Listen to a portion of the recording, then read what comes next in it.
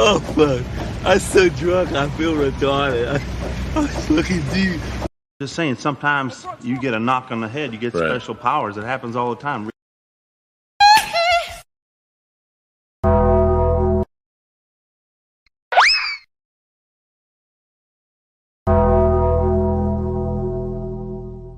I'm talking to America here. Excuse me. Oh yeah! Dude, I'm telling you, I'm really proud of that meme train. Like, I just want to say that is by far my best work as a videographer editor, which isn't to say much because I'm totally terrible at it. All right, fucking holy shit. We have a lot to talk about in week 6 because there was a lot of things that happened that was totally not supposed to happen, but we're here because, well, we happened and we're not really supposed to have happened. All right, let's bring them in. Fucking bring them in. What's up, guys? Let's.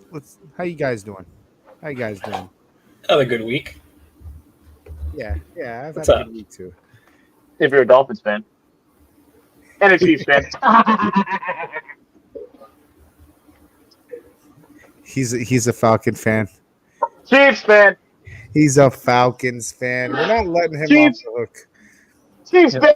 At least Maybe I have the ball. 5-1. At least I have the balls to claim my team when they suck, unlike someone. Pick'em God, I just want to say I love this week's image for you. Absolutely blessed image. There was a lot of choices this week, but this is the This one. one came in last minute and it delivered. Yo, holy fuck! All right, guys, let's get through the headlines real quick. That's because there's not a lot too much to talk about in headlines. Kind of a slow week for the for news outside of football, which we're going to be talking a lot of football today. Just a couple of things. Julio Jones is signed to a 1-year deal with the Eagles. Who cares? He's going to be back with AJ Brown. Yeah, of course you say who cares. I get He washed getting shit. yeah, you're just still butthurt. He didn't retire in Atlanta. I got a lot of it gives me big vibes of Shaquille O'Neal on the Celtics. Yeah.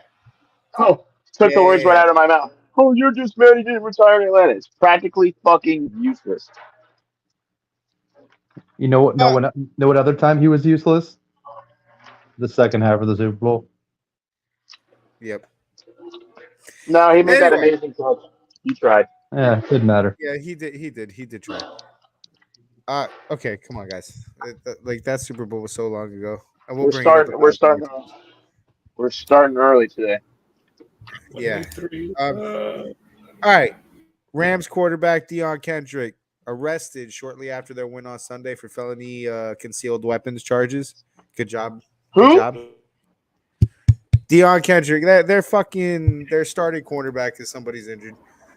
So they're fucking pretty fucked in their secondary right now, as a matter of fact, the Rams. Just saying. For anybody that can throw a football.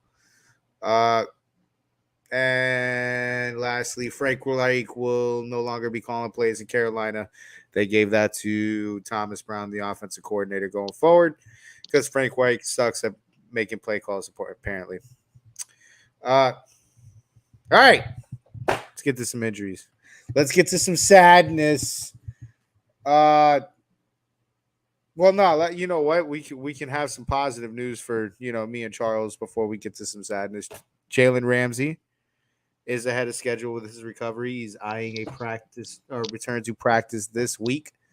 So not saying saying, not saying. Well, fuck, we care. Okay, so relax there, Mr. Patriot. Are you saying he's washed up too? Is that where you're gonna come from? Yeah, because even Monkey was calling him washed before he signed with the Dolphins.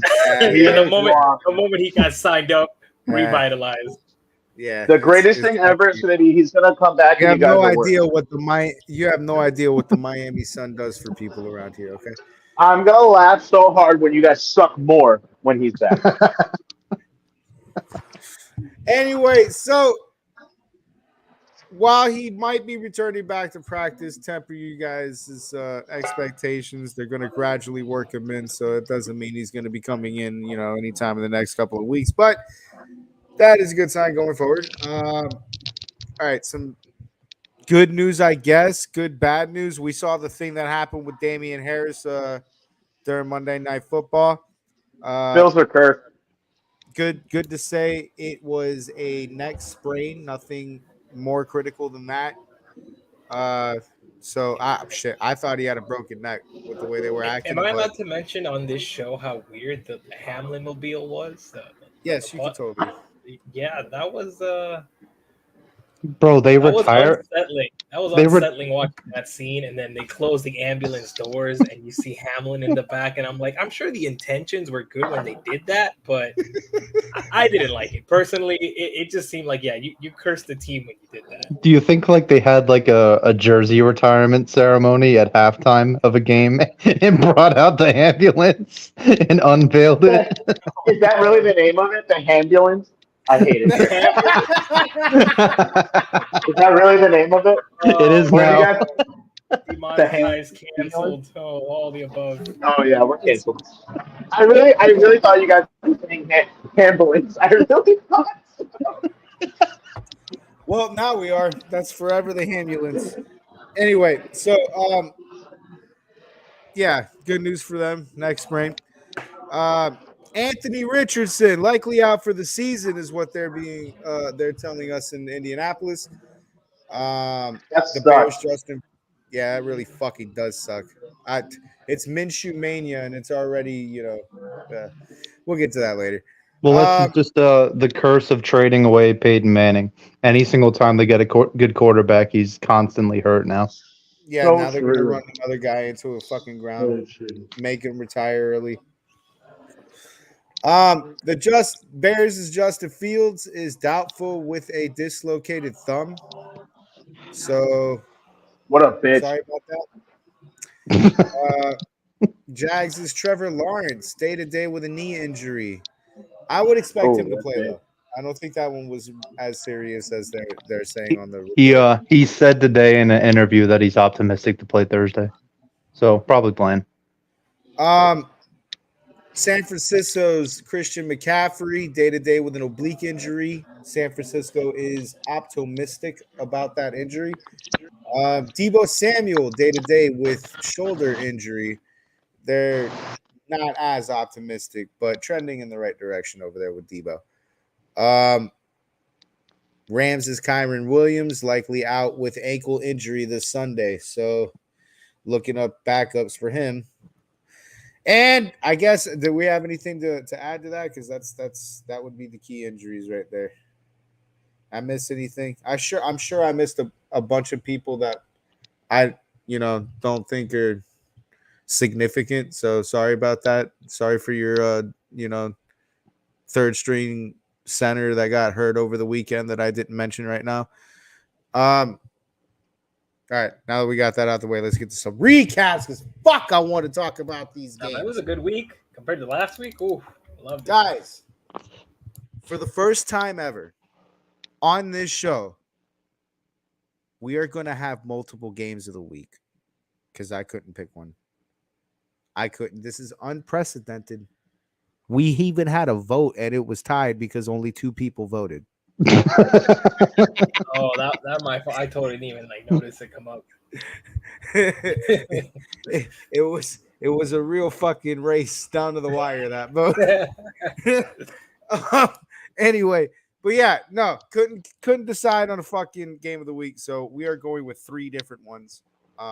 First one we're going to be talking about Eagles 14 at Jets 20. Zach Wilson's Jets upset the undefeated Eagles. God, that sounds so weird to say.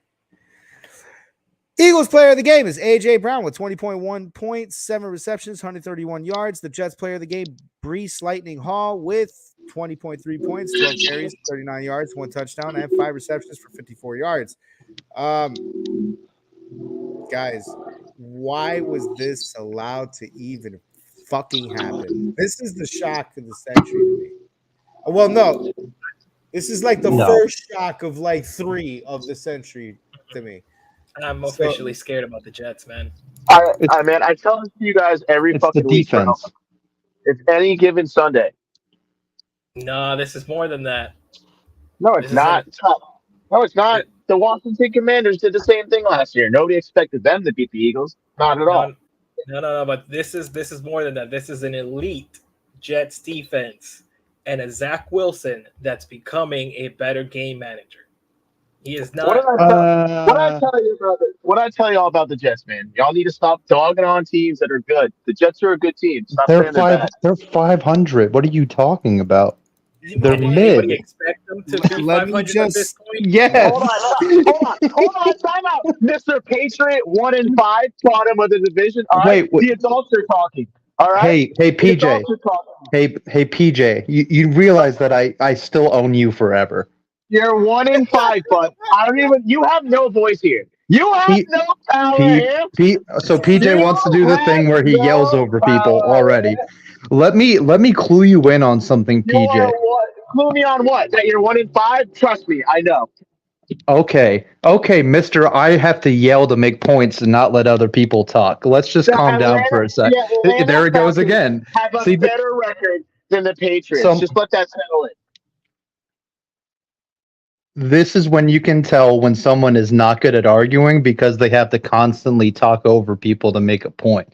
See, the point I've been trying to make for 5 minutes while PJ keeps interrupting me and making the show go on for 20 fucking minutes longer than it has to is I'm actively rooting for them to lose. So by insulting me, saying that they're losing is just telling me that what I want to happen is happening. So I'm not quite sure what point you're trying to make. The dumbest explanation ever. No one's trying to prove a point. It's just that at the start of the season, the Jets are going to finish last. All right, 1-5. Good job there, bud. Yeah, really sitting well on that pick there. I want to add a little bit of fuel to this fire before I let you guys continue. I'm going to add just a tad bit of fuel to this fire, and then I'm going to let you guys go at it. Zach Wilson in this season has successfully outplayed, sometimes not to wins, most of the time, though, to wins.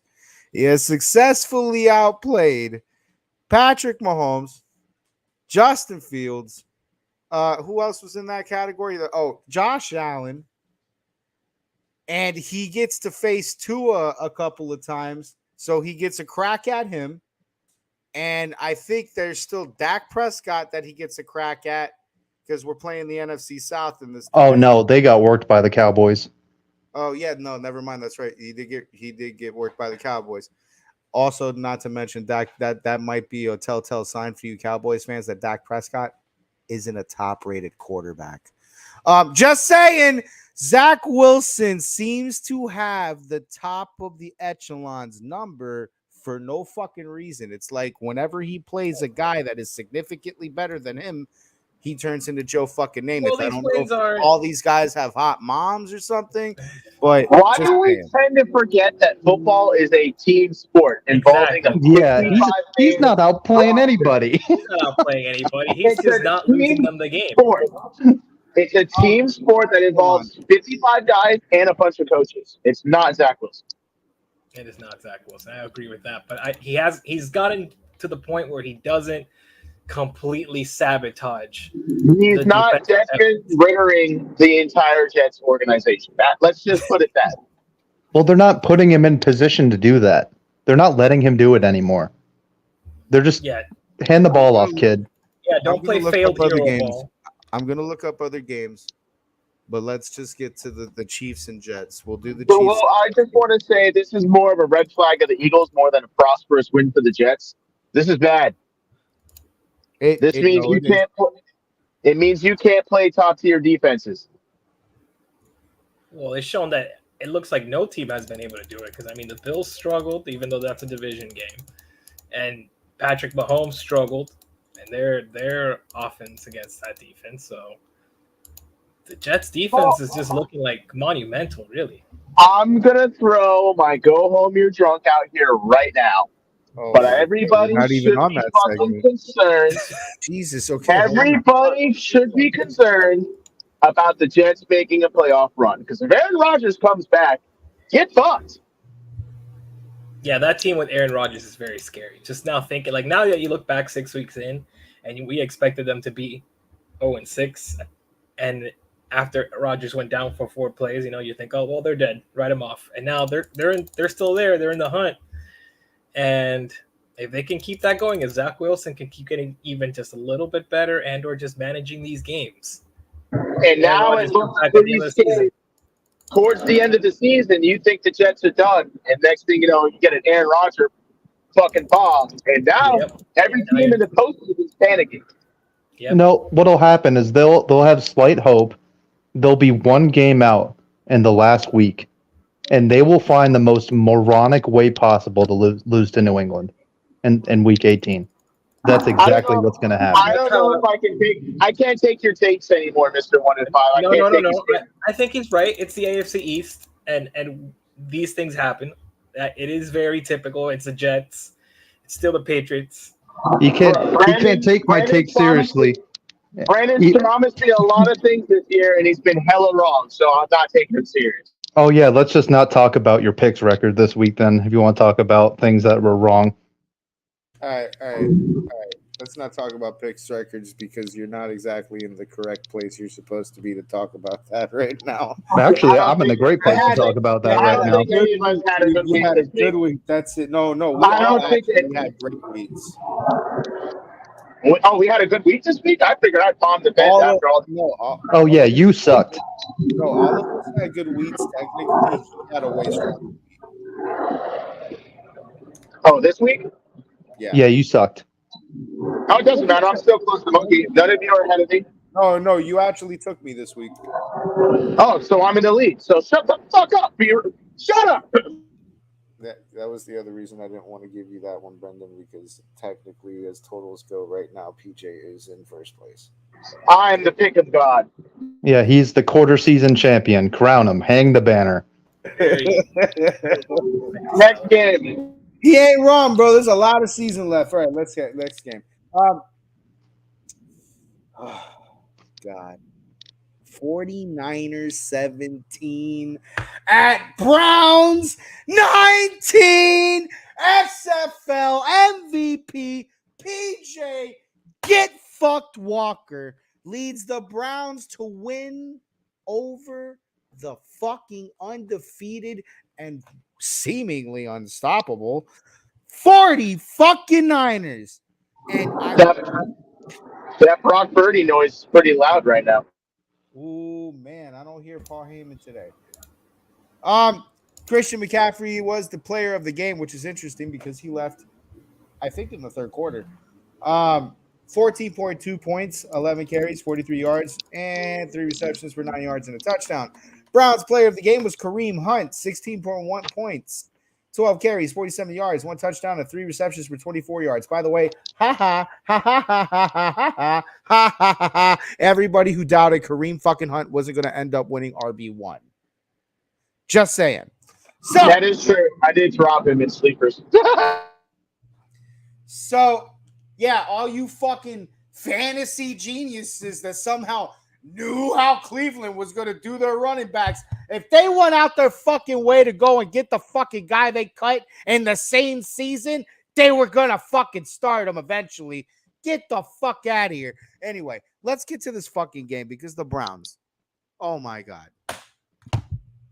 Guys, I think it proves more that the Niners are so fucking fucked without Christian McCaffrey. I think that's what it proves more. And I think Debo went down in the second quarter. Yep. And I think this sheds a little bit more because there's been a lot of noise in the background saying Brock Purdy isn't the guy. He's just playing on a team that's fucking phenomenal. And this is kind of like that game that makes you think, like, yeah, is this true? He's human. I mean, yes, part of it obviously is he has great personnel around him. I think we mentioned football's a team game. Purdy's fundamentals for where he's at now all seem very solid, which is what you want in a quarterback. Is he the super of superstars? Probably not. Probably he is in an advantageous team right now for him, and that system works for him. But can they still win the Super Bowl? I think so. We don't. The thing is, we don't have this conversation if that last field goal is made. 49ers win. Everything. The Browns came close, but we're having a totally different conversation when it came down. I still think we had the conversation because they blew out every team they played. And it's always been one-sided. But now this was one of those games where it's Debo goes down, one bad thing leads to another bad thing. Next thing you know, Christian McCaffrey's down. Now your whole entire playbook's fucked. You're trying to figure it out, and you think Brock Purdy's the guy, but he's not taking over the game. Henceforth, which brings me to the question. Now, I agree with you. I don't think he's a superstar quarterback, but I think other people were putting him in that category as superstar quarterback. And now we're being brought back to reality. Like maybe he's a systems guy.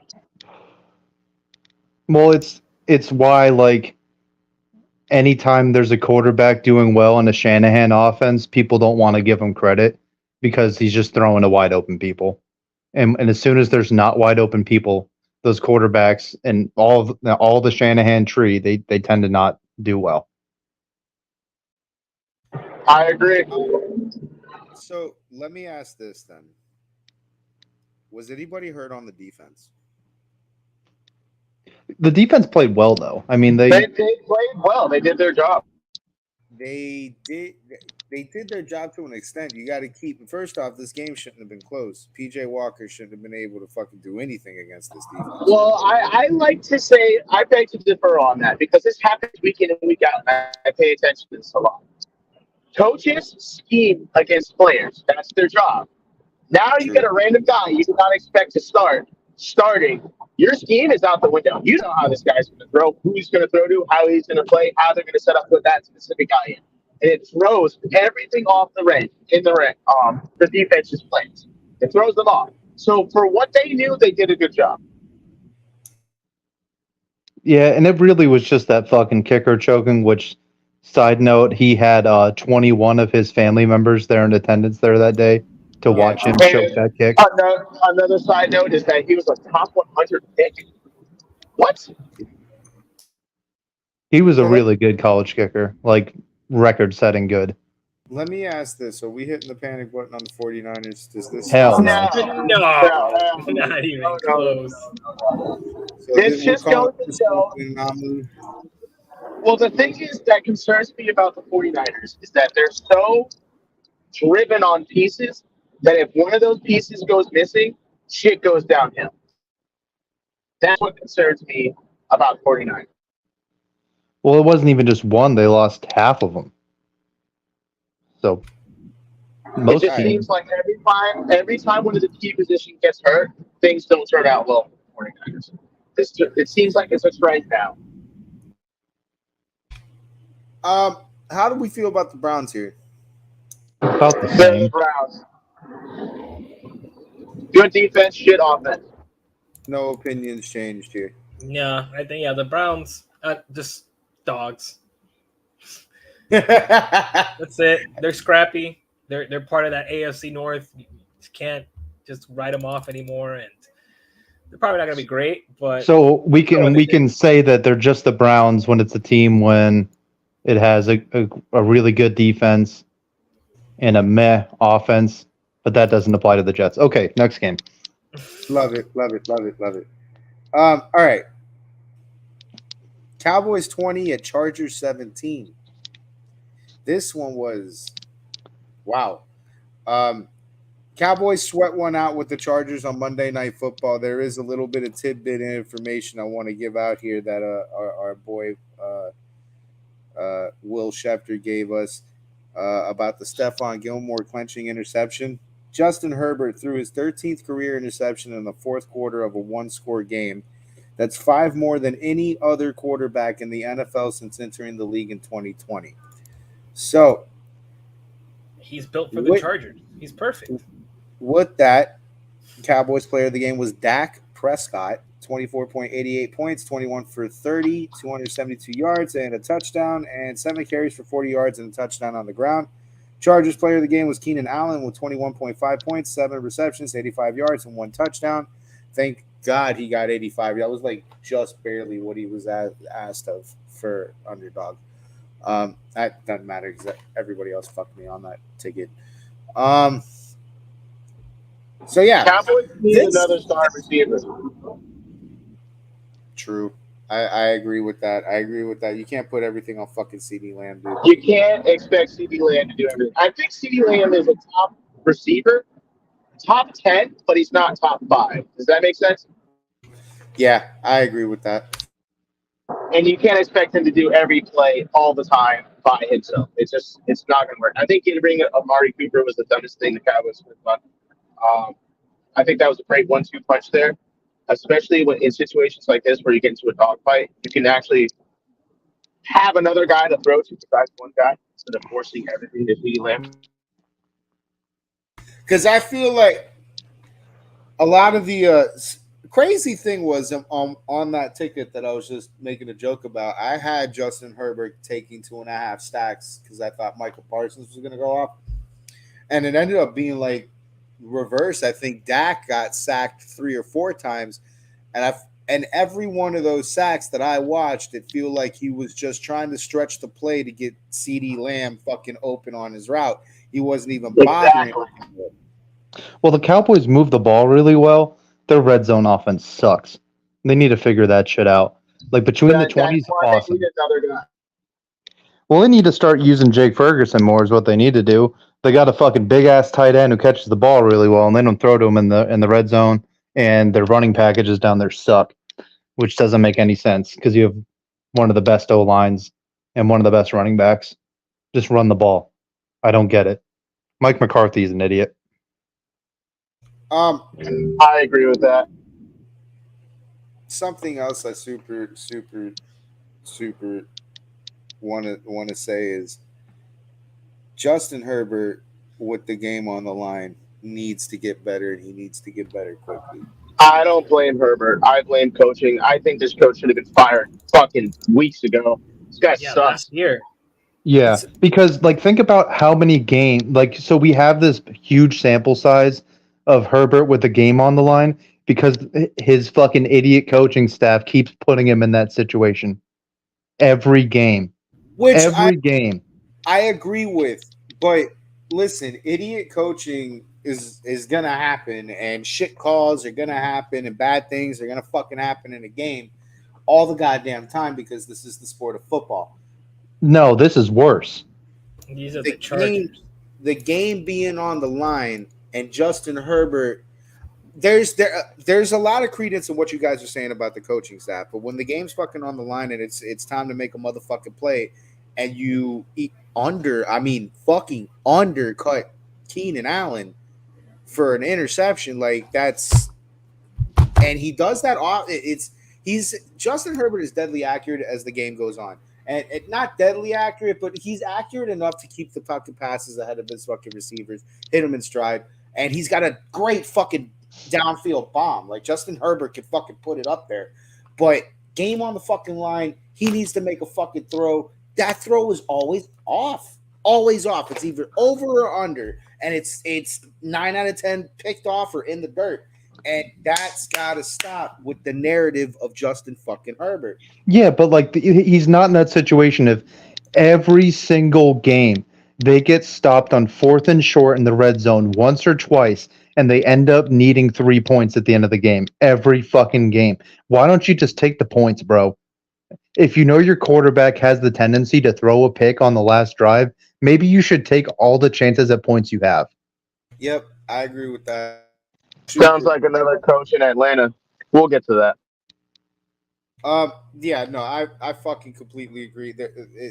This thing isn't just on Justin Herbert. I have a thing with Justin Herbert in the 4th quarter. But the fucking to not kick field goals stupid fucking opportunities. Like there was one, I think they were down like fucking 4 or 5 minutes in the game. They don't take the fucking points, and I'm going, dude, just play football normally, please. You don't have to be a fourth down fucking guy every single drive. Like, please play. But my analytics. Like, no, fuck analytics at that point. Like, use common sense. What happened to common sense? There's an analytics chart. There needs to be a common sense chart. Idiots don't do this at this point of the game. The Dan Campbell chart. Is there an analytic for moron calls in 4-minute drills? Like, is there an analytic for that? If not, there is. It's called the fuck around and find out chart. Yeah, okay. Well, let's get that in the analytics fucking charts of each and every one of these fucking coaches. A couple teams this weekend needed that. Exactly. There's like 7 fucking coaches in this NFL that take fourth downs for no good. This week was everybody Dan Campbell. Sorry. Go ahead. Sorry. I'm fucking yelling. No, you're right. No, it was a disease in the NFL this week. A lot of shit calling. A lot of bad calls. But we'll get to that. Next game. All right. Those were by the way, the games of the week. Just saying, those 3 games, those were fucking awesome games. Came down the wire. 2 upsets, amazing. No defeated teams. Congratulations again to the 72 Dolphins. Let's live in history for a second here. You weren't even alive. I know. That's why I hate that Dolphins fans do that. I hate that so much. You didn't even know that was a thing. Someone had to tell you about that. I wasn't alive.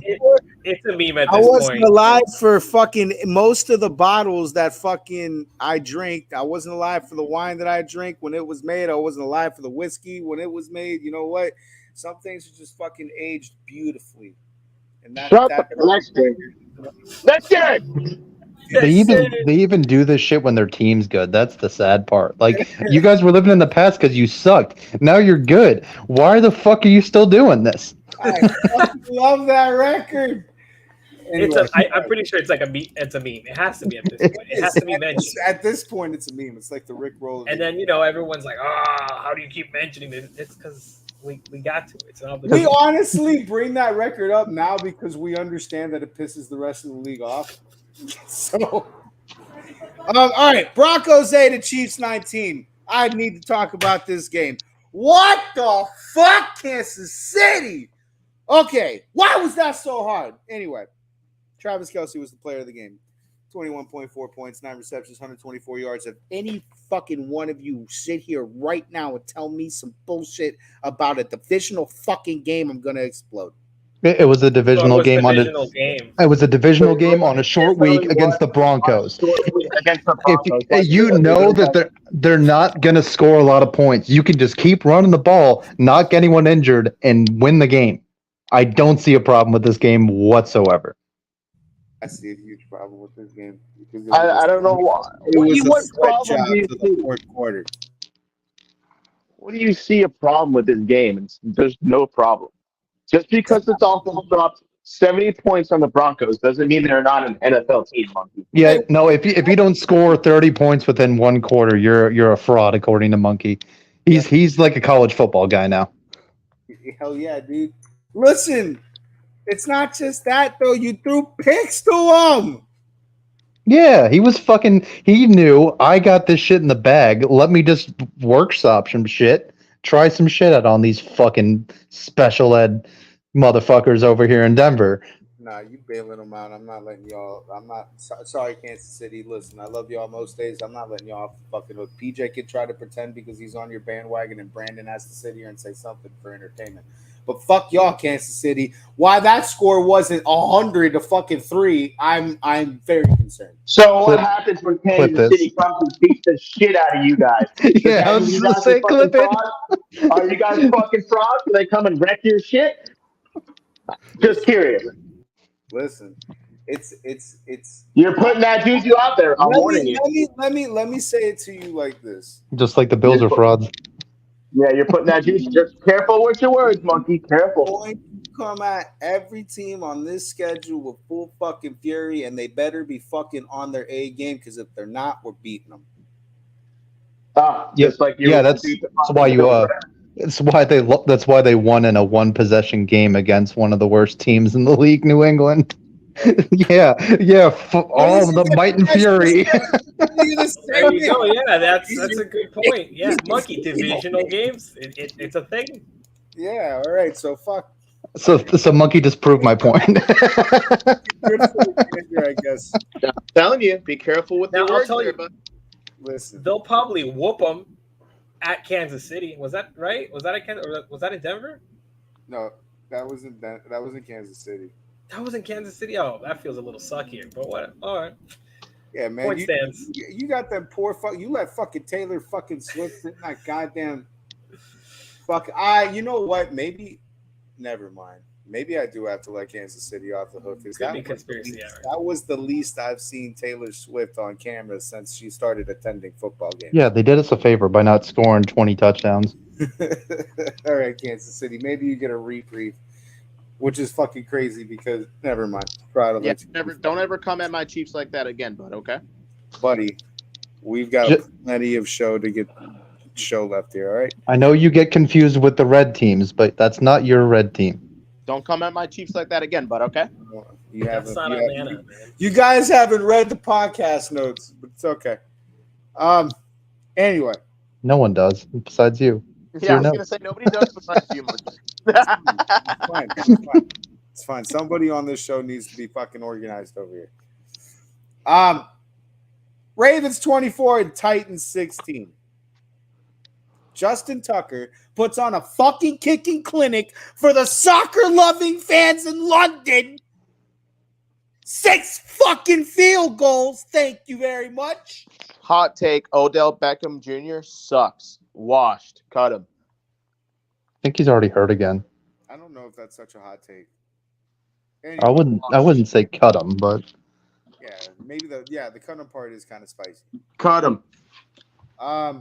Fantasy player of the game is Lamar Jackson, 17.12 points, 21 for 30, 223 yards, a touchdown, an interception, and 13 carries for 62 yards.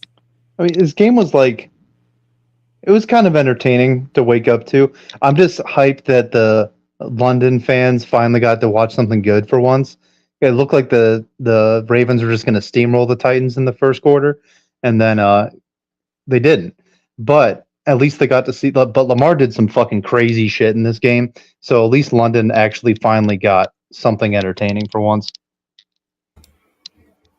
I'm so upset. I totally wasn't even sure if this week was another London game. I remember talking about it and then completely forgot. I went to ask dumbass Google over here in the corner. It's like, what's the NFL schedule today? She's like, 1 p.m. Glanced over the London game, completely missed it. No, there's a shit ton of international games. There's one next week, the week after, and the week after that. They're doing a lot of them this year. There's one in Germany too. Yeah, with the Chiefs, I hear. Either way, no, there's 2 in Germany. That's the heads up, and I'm pretty sure it's going to be fucking relevant to what we were just talking about how all of a sudden we're playing international games out the ass every fucking week. The flag football has now been added to the Olympics. We're going to destroy everybody. It'll be premiering 2028 in LA. That's hot. Tyreek Hill on a flag football. No. You can't. You can't be a professional athlete and play and be in the Olympics. No. Yeah, you can. NBA team, NBA teams. Period. Like NBA players go play basketball in the Olympics. They're not going to allow that. The NFL is currently working on it. Yeah, the NFL is currently working. The owners are going to say, "Fuck you, no." Imagine if you had. So, Monkey, are you going to risk Tyreek Hill tearing his fucking ACL in the Olympics? Man, no, it's like football, baby. No. Time. Let me explain to you the situation because you may have things confused. It's being introduced in 2028, which means every other fucking team that's not American is going to have to learn football and then go and play against people that have been playing it for years. Yeah, we don't need Tyreek Hill out there. That's what we do. That's what we do because we're going to fucking lay our big floppy dick on the table on the first fucking go around because this is going to be the only shot that we have before they fucking start bringing in ringers. It's So, gonna be worse than No. when they lose their We gold. we can roll out the fucking skill players from Pompano Beach High School and whoop the rest of the world. We are not risking our best football players in the Olympics. We can roll out D3 college football players and steamroll everybody. We don't need to. You don't want to see Tyreek Hill 1-3 laps around an entire fucking team before he scores a touchdown on flag football. It would be entertaining, but I wouldn't risk it. It'd be like the Pro Bowl. It's just completely smoking. It's going to be like watching, like those halftime games where they have like all the little kids play flag football against the mascots. Yes. Yes. Yeah. See, that's the kind of skill deficiency we're talking about here in the first go around. It's not like they got time to. But this will be the moment we don't win gold. It'll be worse than when the basketball team doesn't win gold. I got such a better idea. Fuck the active NFL players. Let's just roll out the old guys, bro. Bring out fucking Randy Moss. We'll fucking sponsor him by Copperfit. I want Chad Ochocinco out there and shit, bro. About to say, yep. Next game. Yeah, I'm sorry. Okay, we're getting too ahead of this fucking. We need a flag football segment, apparently. All right. Listen, PJ. Yeah, relax. Oh, he's on one tonight. I know why he wants to. I know why he wants to get to the game because he knows what the next game is. Saints 13 and Texans 20. CJ Stroud shines and Houston's defense holds to beat the Saints. Say that again one more time. CJ Stroud signs and Houston D holds to beat the Saints. Did you like hearing that? Yes, I did. Yeah, okay. Oh, so you're a Falcons fan. Oh, okay. It's built in. You can't hide it. I can be a Giants fan. It's a part of you. Fucking Saints. That's why you're deep down a fucking Falcons fan. Anyway, fantasy player of the game is Dalton Schultz, 16.1 points, 4 receptions, 61 yards, and 1 touchdown. Is there anything else we want to say about this game other than fucking the Saints are fucking trash right now? Derek Carr is absolute garbage. Washed, gone. This proves it 1,000% after all that hype everybody had. Oh, Derek Carr's going to play great for the Saints. He fucking sucks. Next game. Anything else we want to add to that? Sums it up pretty well. All right. CJ Stroud's really good. He is. Yeah, he is. Texans have a future. Commanders 24, Falcons 16. It was a game of hat tricks, which is interesting because hockey's back. Sam Howell throws 3 touchdowns. Desmond Ridder throws 3 interceptions. Good day for Washington. Sam Howell's the player of the game, 18.34 points, 14 for 23, 141 yards, 3 touchdowns, and 4 carries for 3 yards. The Falcons will go as far as Desmond Ridder takes them. That is all. So you got maybe 2 or 3 wins left. Sorry, guys. If you have any sort of a streak, and this is why I picked Washington, if you have any sort of a streak going, this team has an ungodly ability to crush any streak in front of them. And Desmond Ridder had a 28-0 home record, pro and college, and the Commanders said, "Fuck you." And it was awesome. The Commanders sucked this game too. Both teams were ass. It was one of those games where it was comical and entertaining. It's like which team can out-retard each other. Yes. I love those games. Those games are fun. There was a couple of those this week. Games that are so bad that they're good. These coaches suck, man. Like dumbass fucking play calls, dumbass 4th and 1 calls, dumbass 2-point conversions, just filled with shit plays. I could send out my daughter with a fucking playbook. And she'd call better than this. The coloring playbook. The R's running backwards. And also, I gotta say, Arthur Smith is quickly becoming one of my favorite coaches to watch just because of his expressions on the sideline. Yeah, Like they're he makes these dumbass decisions, and then the looks on his face are like, "How the fuck did that happen?" Why did it go wrong? What was wrong with that play? I don't know. You called it, you fucking moron. Next game. PJ, you're not a Falcon fan, no. I'm a Chiefs fan. I told you this. Yeah. Yeah, you're not a Falcon fan. This isn't hurting you. Oh no, I don't care where the fuck the Falcons go. No, not at all. I could give two fucks. My You team's just- 5-1 right now. I don't care. You just screamed at me 10 minutes ago about how I should be sad that my team has a worse record than the Falcons. That's you how don't care. shitty the Falcons are. Or that's actually how shitty the Patriots are. You guys are worse than the Falcons, who are dog shit. That's great. Bring me Drake May. Give You guys me are that still top gonna 5 suck. pick. Bring me Drake May. You That's have the only thing I care about. years of shit in front of you. Be prepared for it. Hey, Okay. look, if your team's going to be bad, you want them to be the best at being bad. Yes, I want them to be the best at being bad, I mean, and that's they're doing that. just to look at. Like I was in the group chat, and I forgot who it was because Devontae Parker like dropped the game-winning pass basically, and I was like, Yep. no, I was like, that was a great play. I applaud that play. He did the right thing for the team and let it slip right through his fucking hands. I legitimately cheered after he dropped it. I was like, yes. Like, I guess you hear me. If, I don't if, need that shit here. if you need a receiver to drop passes for you on a constant basis every Sunday, Devontae Parker's your fucking guy, dude. Worth every penny. Oh. I'm sorry, but That was a great 20 seconds just now. as a Dolphin fan, that Yeah. is the biggest shit I've ever heard in my life. I saw that and I'm like, oh, that looks about right. I've seen this before. Yep.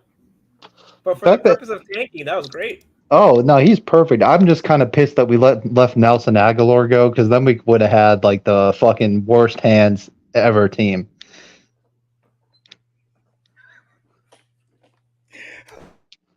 He was on the Bills, right? For a long Oh, time. he's on the Ravens now. Because I do remember my Bills buddies just being like, "Where's his hands? Can't wait. He never has no hands." Oh man! All right. Congratulations. Great loss. Colts 20 at Jags 37. Minshew Mania is off to a hot start. Yeah. Jags roll through Colts. Fantasy player of the game is Etney, 23.3. Or Etney, ETN. Etney's like the shoe. 23.3 points, 18 carries, 55 yards, 2 touchdowns, and 3 receptions for 28 yards. I'm sorry about Anthony Richardson, guys. Colts are cursed, huh? They got their own curse. Like, I'm really sorry about Anthony Richardson, guys, because your future. Oh, I mean, he'll be back next year. It's just, man, like, this is going to be a rough year. ever since Peyton Manning, it's been the fucking QB carousel here, and, you know, never a good solid season. It's going to be a rough one. I don't know, Monkey. I wouldn't go too crazy on the. We've been through it too, you know. Tua went through his injury after injury after injury. So let. Oh no! I think overall he's got a shot. But the problem that I'm gonna, again, until I'm proven wrong, stay with that is he's on the Colts, and they're not exactly what we would call reputable for keeping people. And everyone. I need to just reiterate this once or twice a year just so everyone knows why you should actively root against and hate the Colts. Now, again, you probably say, well, Brendan, you're biased because of the old school Colts versus Patriots rivalry. Yes, that's a part of it. But you have to remember Was that even a rivalry? You guys. It was. They had Peyton Manning, but it was technically a rivalry. But here's why you should hate the Colts and specifically Jim Irsay, because they were so mad that Ty Law was absolutely molesting their receivers, and they lobbied to get the rules changed for pass interference. The reason why we have 20 dumbass pass interference calls every Sunday is specifically because of the Colts and that fucking idiot Jim Irsay. So you should actively root against this team. They ruined football. I love that the Patriot fan's the one that gets to say that. I bet that felt good to say too. I mean, I hate them. I hate them with the passion. Not like it. We beat them every time, so it wasn't like, oh, they got one over on us. I don't care. We still beat you, and you decided to change football forever and make it a worse sport. Fuck you, Jim Irsay. Fuck your whale. That was our whale. Fuck your whale. There's a lot of hate on this podcast. I'm all for it. And just like that, we have lost all of the PETA people. They are gone. Fuck PETA. Fuck whales. Fuck marine life in general, okay? Fucking, you should turn up that Fukushima radiation coming out of Japan twice as much. God. Oh, man. Jesus. Next Very game. anti-nature Before podcast. we get canceled. Next game. Already fucking canceled. I think we already got canceled. We had all sorts of things going on earlier, too. We're done.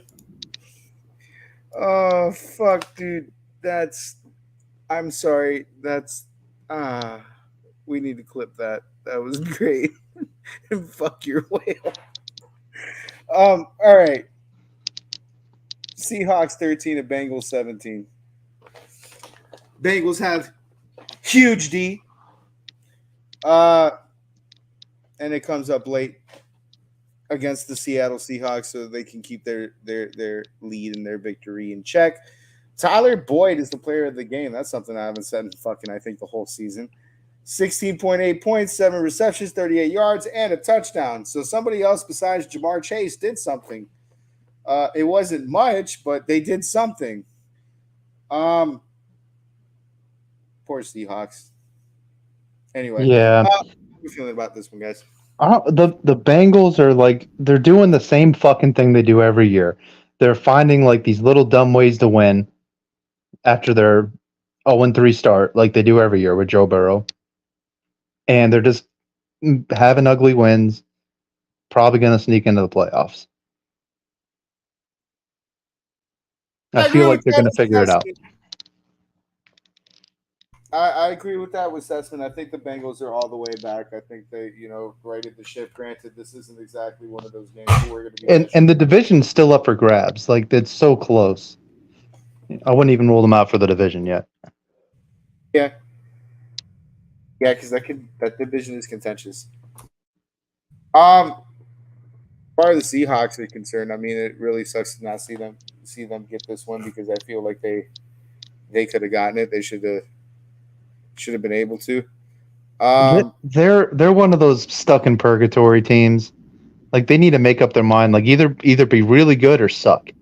The worst thing you can do is be in purgatory. So that's kind of just what they are now. They don't have the personnel to really keep up with these high level teams, I feel. Which sucks is, I mean, Gino is a decent quarterback. Granted, he's not one of the best, but he's serviceable. The receivers are getting old over there though, and that's killing them. And that defense is getting older over there, and that's killing them. So yeah, I agree. Suck all the way. Get some draft capital. Fucking get a younger team. Right. And this is the year to suck. It really is. There's like 5 really good quarterbacks. There's a bunch of good tackles. One of the best receivers in probably the last 10 years in college football. you're gonna suck. This is the year. They should have, I don't know, done something worse. But I don't know. I mean, I think they're because the NFC is so weak. They're gonna squeak into a wild card game and then they're gonna lose it. Yeah. Yeah, and that's kind of shitty because that's that purgatory state that we're talking about. My bad. What do you call it? So, yeah, Vikings 19 at Bears 13. This game sucked. Next. Yeah, next. Jordan Addison, player of the game, 11.8 points, 3 receptions, 28 yards, and 1 touchdown. Patriots 17 at Raiders 21. Bill Belichick is closing in on the most losses in coaching history. Woo. Also closing in on the most wins, but he might never see that one at this rate. he's just gonna have the biggest 500 record of all time. He's gonna be 500 and have like 800 wins, 800 losses. All right, so fantasy player of the game is, ironically enough, Jacoby Myers. At 17.1 points, 5 receptions, 61 yards, and a touchdown. Jacoby Myers balled all over his former team. So They called me a madman when I said Jacoby Myers was going to have a great season. Yo, honestly, I did, and he's not disappointed. He's been on these fantasy player of the games. Like, I think this is his 3rd or 4th time doing it. He's out playing Devontae Adams, which is nuts.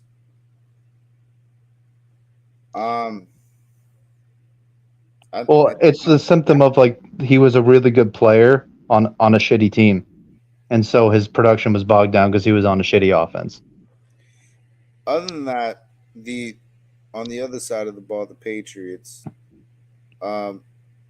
it feels like I feel like it's full rebuild mode now. They're definitely in the running for Caleb Williams. I feel like Mac Jones is probably on his last year if they get Caleb Williams. Yes and no. I don't think I think having Bill Belichick's going to fuck him out of the number 1 pick. I think they'll have a top 5 pick, but probably not 1. Carolina is looking pretty not going to win a single fucking game type territory. That's true. And then you also got Denver, you got Chicago, a lot of competition for that. But for me, it's like the last thing I wanted for them to do, I either wanted them to exceed expectations or absolutely suck. And my honest prediction was they were going to be a 500 team. So nice change of events for you, huh? Yeah. I mean, I have a lot of spoiled friends and family that live back up in the area that are complaining. I'm like, dude, you fucking ran roughshod for 20 fucking years, bro. Just go watch the Celtics or the Bruins. It's gonna be okay. Yeah, bro. Like you got Drew Holiday.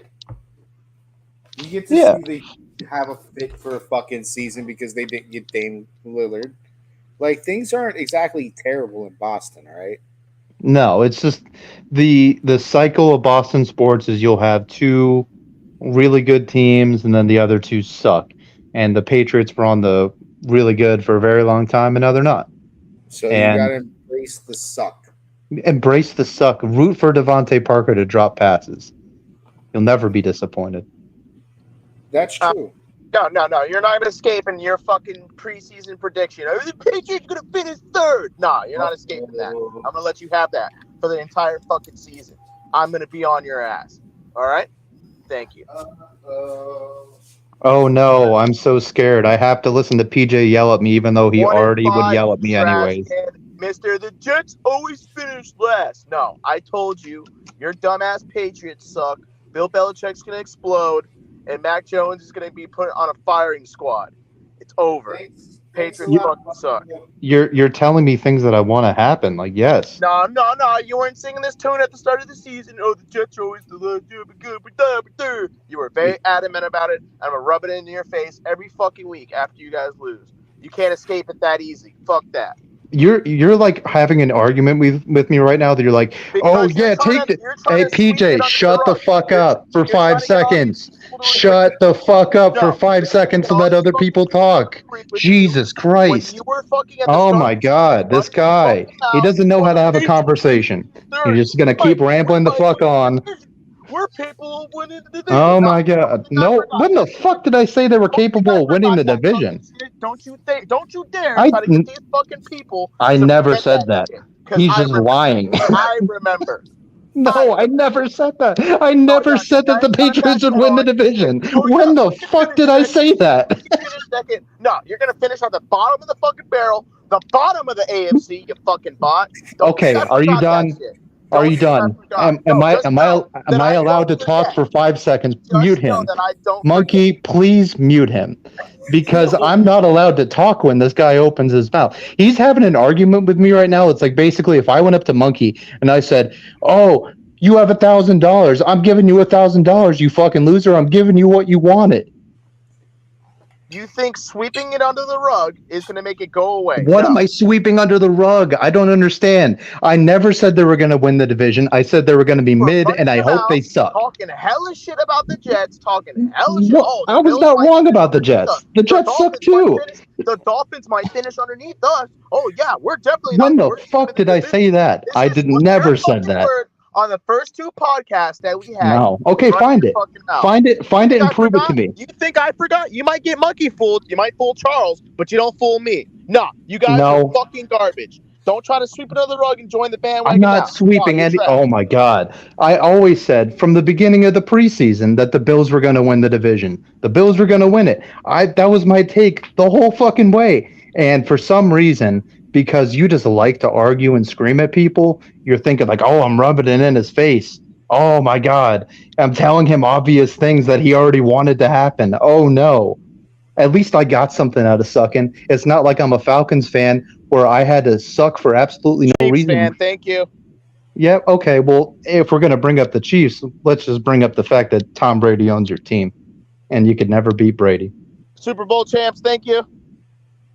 Yeah, Super Bowl champs that you weren't a fan of at the You time. guys are the Funny how champs that of 1 works. and 5. You're garbage. Worst team in your division. The Jets are better than you. The fucking Jets. We beat the Jets. Still better than you. But they played a game and the Jets 1 lost. and 5, bottom of your Wait. division. Wait.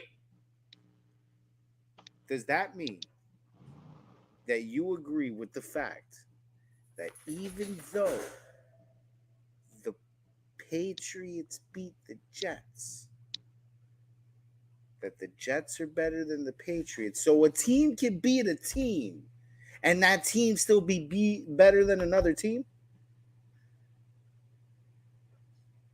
PJ? Patriots fucking suck. See, yeah, Bottom of the division. he doesn't like logic. Trash. When you show him logic, he don't like it. He don't like logic. No, I'm good with that. We're not diverting from anything here other than Brandon opening his mouth and thinking nobody's going to remember the repercussions here. What repercussions? What repercussions? What repercussions? I'm good with that because the Dolphins are better than the Bills, and I do agree with that. The Jets. We always finish better because when you were anti-Jets at the start of the fucking season, you were, oh yeah, they're definitely finishing last. Oh, how the fucking tables have turned, Mr. 1 and 5, and they're sitting comfortably at 500. Shut up. What were the repercussions of me listening to? No. You shut the fuck up for 5 seconds. Like how you try to No. Mute him. Say your piece. Mute him. Say your piece. Trying to fucking sweep it under the rug. Mute Fuck him. that shit. Mute him. Wait, I let you go, PJ. Let him go now. It's his turn.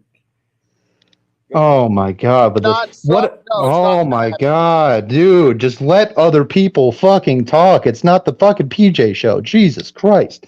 Listen, bro. Listen. With your mouth shut. What repercussions are you giving me when you already scream at me every week, anyways? There's no repercussions here. He keeps telling me the repercussions. What? We already have to listen to you scream every week. You feel better now? You're still trying to sweep it under the rug. These are the repercussions. When was I? Oh, what repercussions? What? Oh, the repercussions. You're acting like I have an arrest warrant. Let me talk now. No, No, I'm just letting you know what it's like to have a conversation with you. Is that I'm gonna let you know week in and week out when the Patriots lose abysmally, what you said at the start of the season, how you threw the Jets to the side. Oh, they're the worst team in our division. We're not going to finish last. Oh, I remember that. I remember. You might fool Monkey. You might fool Charles. You might fool everybody else. But you will not fool fucking me. And I will remind you week in and week out which team is at the bottom of the division. Yeah, at least I have the balls to stand by my team and not flip sides like you because you're a coward. It doesn't matter. I could be a Falcons fan, Chiefs fan. They're still better than your shitty ass, garbage ass, 1-5 bandwagon ass. Who put 3 points in 2 weeks. You're garbage. You're saying I'm garbage. I'm not on the fucking team, bro. I'm chilling. I'm winning. Don't backpedal. There's no running from this. Week in and week out, I will remind you. That is all. Okay, so we're rooting for the same thing. For us to lose games. Okay, cool. We're on the same page. I'm going to remind you what Lions 20 at Bucks 6. Why did the Bucks wear their losing uniforms? Cool uniforms, though. No, another team that sucks that thinks they're better than they are. They're probably going to finish better than the Falcons. Let's be honest here, guys. Amon-Ra St. Brown was the player of the game, 30.4 points, 12 receptions, 124 yards, and 1 touchdown. Every time I say the Lions are good, they lose next week. I cannot say anything about this game. I can't. That's true. Every time I want to be a Lions fan, they find some way to fuck it up. Well, you already got like 5 other favorite football teams. Why not just be a Lions fan too? I'm a Lions fan. Fuck it. Campbell, I really want the Lions. How the Lions fuck this up? You know what? No, they didn't. You know what? You don't have to say it. I'm gonna. The fucking Lions are here, baby. They are fucking here, baby. Watch out. 5-1. Detroit is taking that. You know that meme? That fucking meme? They knock on the door. It's the Grim Reaper, and they fucking just start, and they go to the next door. That's the Lions. They're coming. They are coming. And I don't want to curse them this week. I just don't want to curse them. I pray for everybody that is on the Lions schedule. Are the Dolphins on the Lions schedule, by the way? No. Okay, cool. I pray for everybody that is on the Lions schedule. Because Dan Campbell has that team fucking ready. They're foaming at the mouth. They had a little bit of stumbles, but overall, this team is fucking here, dude. I love watching this team play week in, week out. They are good at just fundamental fucking football, and they make it fun to watch. That defense is great. I understand, again, it's the Bucks, so I'm gushing over a team that just beat the shit out of a shitty team, but God, the Lions look good. That's it. That's all I got. Anybody else? Daily Patriots suck. Thank you. Yeah, that's it. That's about it. That's where we're going. All right. I'm going out to eat, children. I will catch you guys later. I will send you my picks, Monkey. Oh, thank God he's leaving. Have a good one. 1-5. Just remember that when you go to sleep tonight. Oh, I'll go to sleep tonight watching Drake May highlights, knowing he's coming. He's coming. I'm not gonna lie, that was good TV. It's good TV, but man, he just don't know how to shut the fuck up. Like, bro, just shut the fuck up. It'd be better TV if you shut the fuck up. We could have a conversation, but no. Oh man. Cardinals 9 at Rams 26. Next, I don't really have anything to say about this game. Cooper Kupp was the player of the game, 27.8 points, 7 receptions, 148 yards, and a touchdown. Oh, by the way, Amon-Ra St. Brown was the fantasy player of the game on that last one, 30.4 points, 12 receptions, 124 yards, and a touchdown. Like, he had a really good day. All right. I'm kind of glad that PJ's not on for this next one. Last but not least. Special at o'clock. 21 Panthers, Dolphins 42. There's not really much to say about this game again, except for offense go Burr. That's Well, we got a little scare there at the beginning. Now, granted, I like that unlike Dolphins teams of the past, we went down 14 points, and I'm like, they'll figure it out. By the way, wait. Another reason why I'm glad PJ's not on this fucking podcast to say this for this game because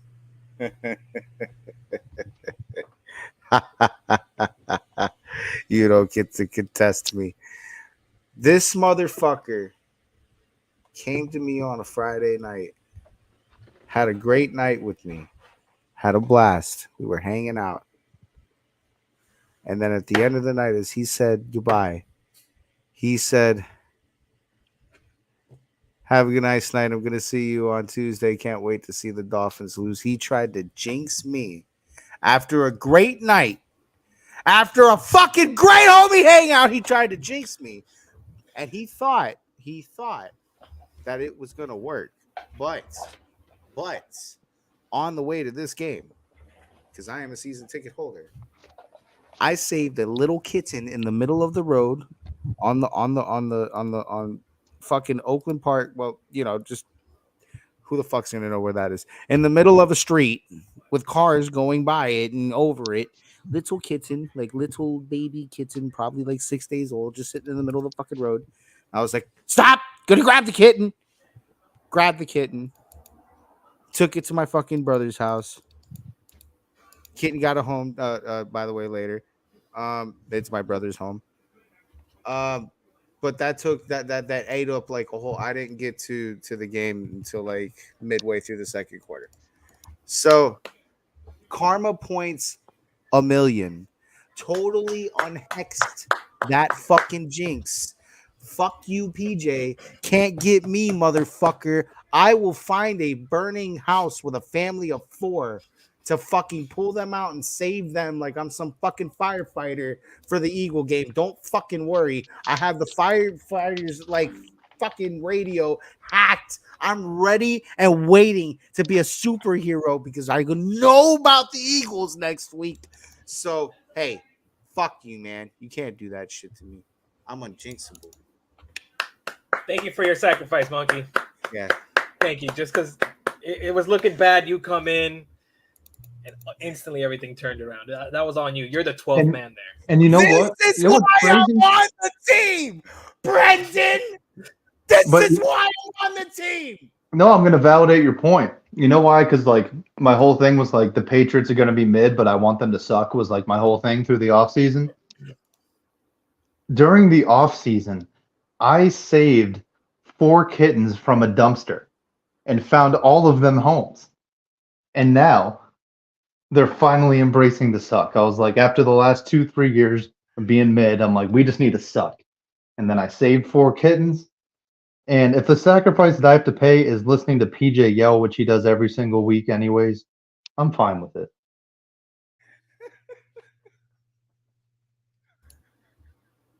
He's in the family of 4. Okay. I hope that family of 4 gets you Caleb Williams. I really do. I don't actually want Caleb Williams, though. I want Drake May. Oh, okay. So whoever you want, the Patriots will have the number 1 pick, and you guys will get it. No, I'm not that sold yet. They need to lose some more winnable games. Like they still have a couple winnable games left. They got Denver and the Giants, which are also in the run for sucking. So it's like they really need to lose those, especially the Denver game. Really need Devontae Parker to show up. Drop some balls. He said, really need Devontae Parker to show up and drop some balls. By the way, Raheem Mostert was the player of the game, 34.2 points, 17 carries, 115 yards, 2 touchdowns, and 3 receptions for 17 yards and a touchdown. So. Now, I have to say, not after this game, but three weeks from now, I will be making my mind up on the Miami Dolphins. And here's why. I think that's very reasonable. No, I think that's super reasonable. Here's why. And it's not the Dolphins' fault. Your schedule is your schedule. But the reality is they haven't beaten a team with a winning record yet. But they haven't. They've only had one opportunity to do that Now, with Buffalo. The way that statistic I usually don't like, because by the end of the season, you don't know who's going to end up with a winning record or not. As of now, yes, beat bad teams, but Yeah, some teams but turn like I around. said, your schedule is your schedule, right? So next 3 weeks we got Eagles, New England, and then Kansas City. I think tough Eagles team, a divisional game where like you should win that game. Make sure that you win it, and then see what happens with Kansas City. And that Kansas City game is going to be tough because A, unfamiliar proponent, B, it's fucking Patrick Mahomes, and C, you got to fly all the way the fuck to Germany to do it.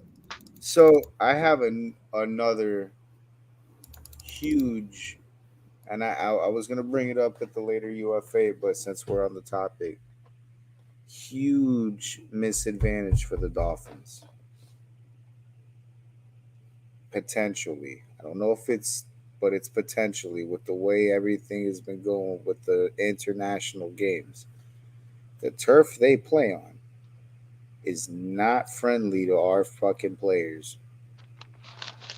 Not at all. That turf is not friendly to speed. That is fucking like, you ever seen a race car crash? That's basically what that's gonna fucking look like. We'll see because they haven't played a Germany game yet. Yeah, we haven't seen, and that's why I said it's a potential. It's just how these international games have gone so far. That's what they've been complaining about, is that turf. That is high potential. So you think it's going to slow down the Dolphins a bit?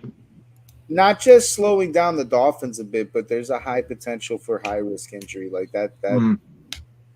That's not a turf I like Tua on. That's not a turf I like Tyreek Hill on. That's for the matter. If I'm a Chiefs fan, that's not a turf I want fucking Patrick Mahomes on with that ankle. It's not a turf I want Travis Kelce on with the way he bodies people and takes hits. Like, if it's the turf like it is in London, that's a significant issue for both sides. That's not just a Dolphins thing, but it's more of disadvantage to the Dolphins, I feel, because all of our team is little guys and a lot of speed. So hits are going to matter. Like, because once you hit that fucking ground, dude, it's going to be, like I said, like a car crash. I just think it's so dumb that, like, richest sport in the world can't figure out grass. Can't figure out fucking grass.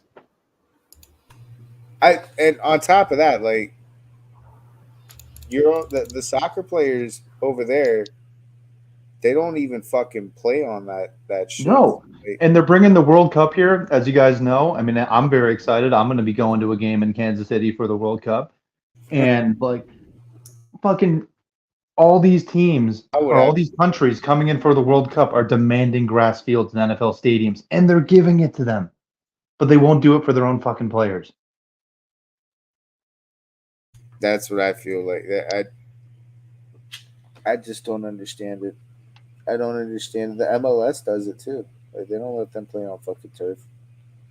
Now they got Messi. Yeah, Messi won't even do it. Some turf they do. Like, I know because New England, the Revolution shared Gillette, but they have some like different style of turf. Because the one that's like Atlanta the problem has turf is split film turf. They have a different type of turf in New England because of the weather up there. I don't remember the name of it, but they don't have a lot of like complaints or random injuries up there. So let me check where we're at on the docket.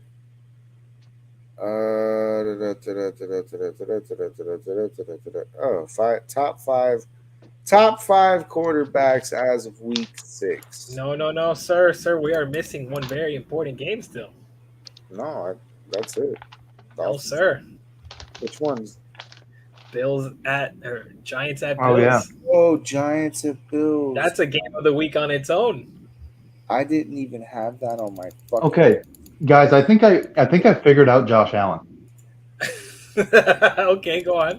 I think I figured this out because he's such a confusing player. Because he's like 1 week 48 points on Miami next week. By the way, it Like, was Giants 9, Bills 14. yeah, Good. it's only scoring 14 against the Giants. With the exception of New England, because no matter what, he just stomps the dog shit out of them. He has this either magic power or curse, depending on how you look at it, that he will play to the level of the team that he's playing.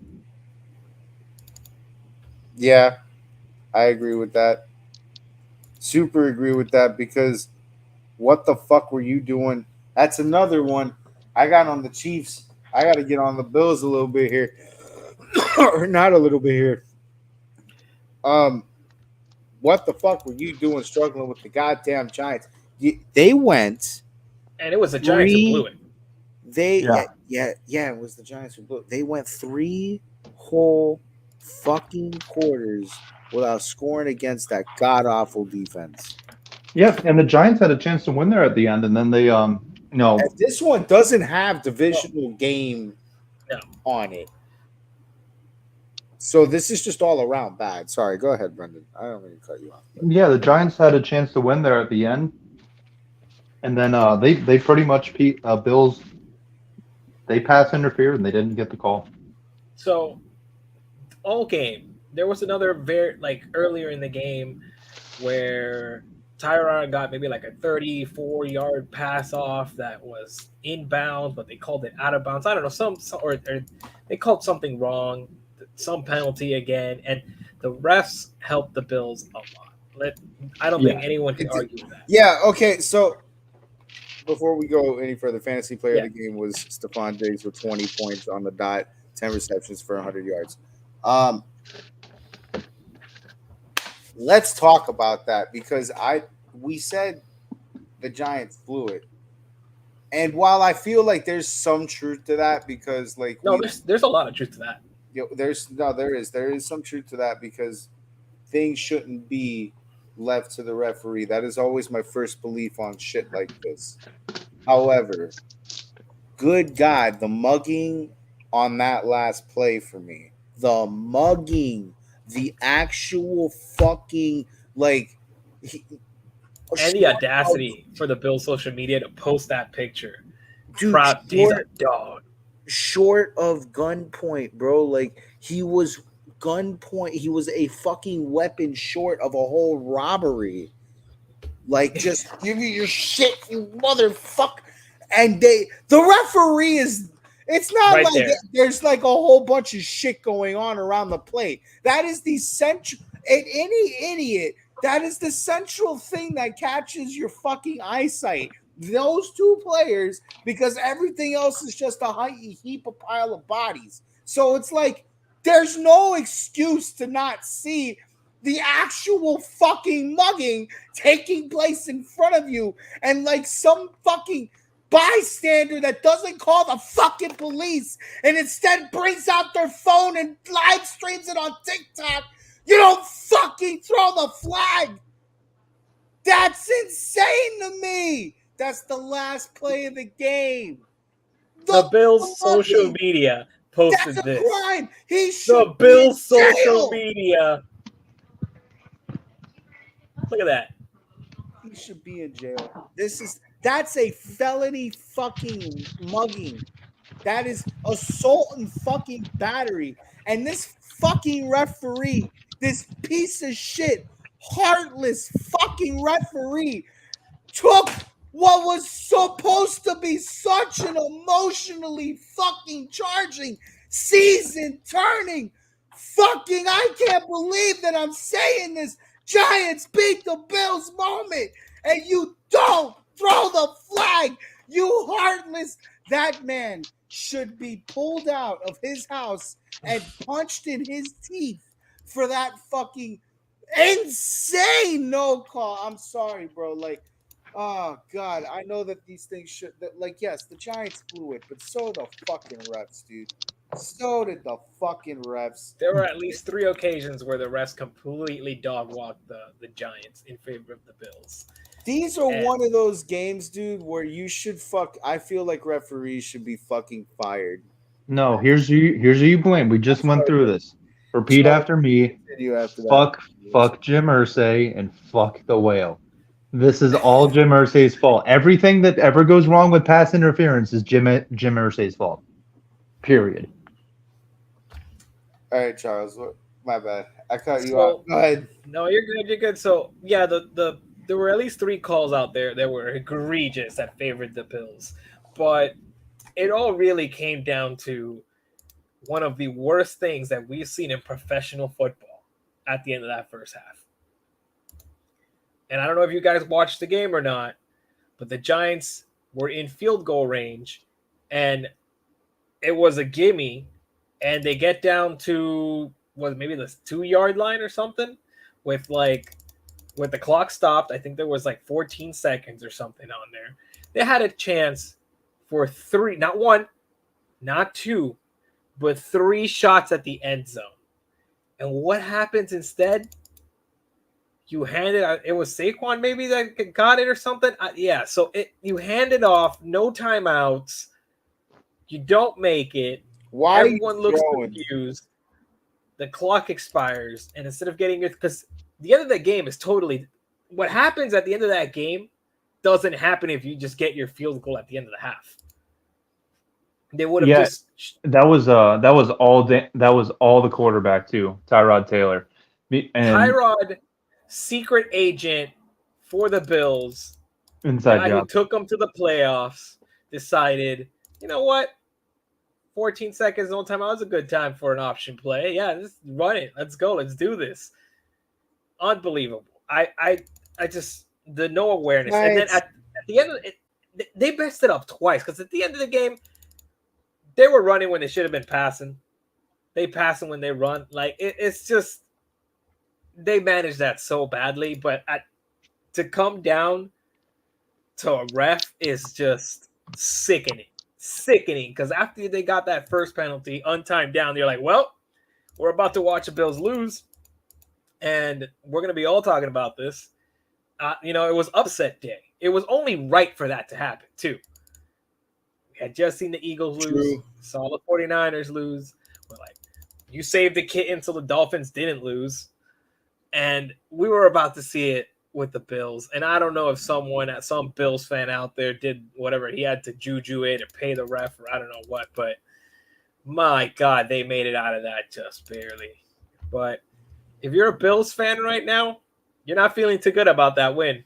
Not feeling too good about who do they got next? I mean, the Bills are still they got New England next. They're going to feel real good next week. Don't worry. Oh, they're going to take down New England. Okay. Wait, because hold up. Because divisional game. We literally just went into last week thinking that about this week. So, anything's fucking possible. Monkey. The Patriots the Patriots lost to Brian Hoyer, bro. This does not apply. They lost to the Raiders. Yeah, right, but you just said Bill Belichick because Bill Belichick. No. That applies to playing Denver or playing the Giants. You know what I mean? That doesn't apply to a good team. Okay, so then I have nothing to fear for New England either. Okay. But yeah, if you're a Bills fan right now, you're not feeling too great. And it's funny enough because I believe Monkey and I that were doing this show, we took that 1 week to actually praise. We're like, we're gonna praise the Bills because they're still the Bills, and we actually gave the Bills more props than we should have. And now I'm thinking that going forward, I'd like to give the Bills major props. They're a great team. I think they're definitely going to whoop the Patriots because the Bills are a top-notch, well-coached team. Can't say enough great things about the Bills, and they'll definitely win. No, it's weird. Both the Bills and the Dolphins kind of have that same thing going on, that it's like they should steamroll motherfuckers, but then sometimes they just do weird shit. Wait. Other than the Patriots, I don't know what you're talking about because we've steamrolled everybody. Well, the problem with us is we lost a game we should have won in Buffalo. They had no business in that game. Yeah, well, I feel like we should have at least made it closer. We got our asses actually handed to us. So, I didn't like. But again, Monkey, that game started good. The adjustments that took place afterwards, as we got locked down. It felt punch counter punch all the way to the end, or all the way to the end of the first quarter. But that was all the way to the end of the first quarter. Granted, we're not going to see that team again when we see them in Week 18, but it's still. Yeah, we'll be resting our starters, right? Right, Bills fans. Well, I don't know if. Yeah, right. That's true. They're September champions. Okay, let's not discredit them. September champs all the way. That's true. Remember when they said "See me in December"? Okay. I'm more interested in the inevitable playoff game. It's very likely because both teams would make the playoffs. One team would be a division winner, one team would be a wild card team. So it's very likely. Super likely.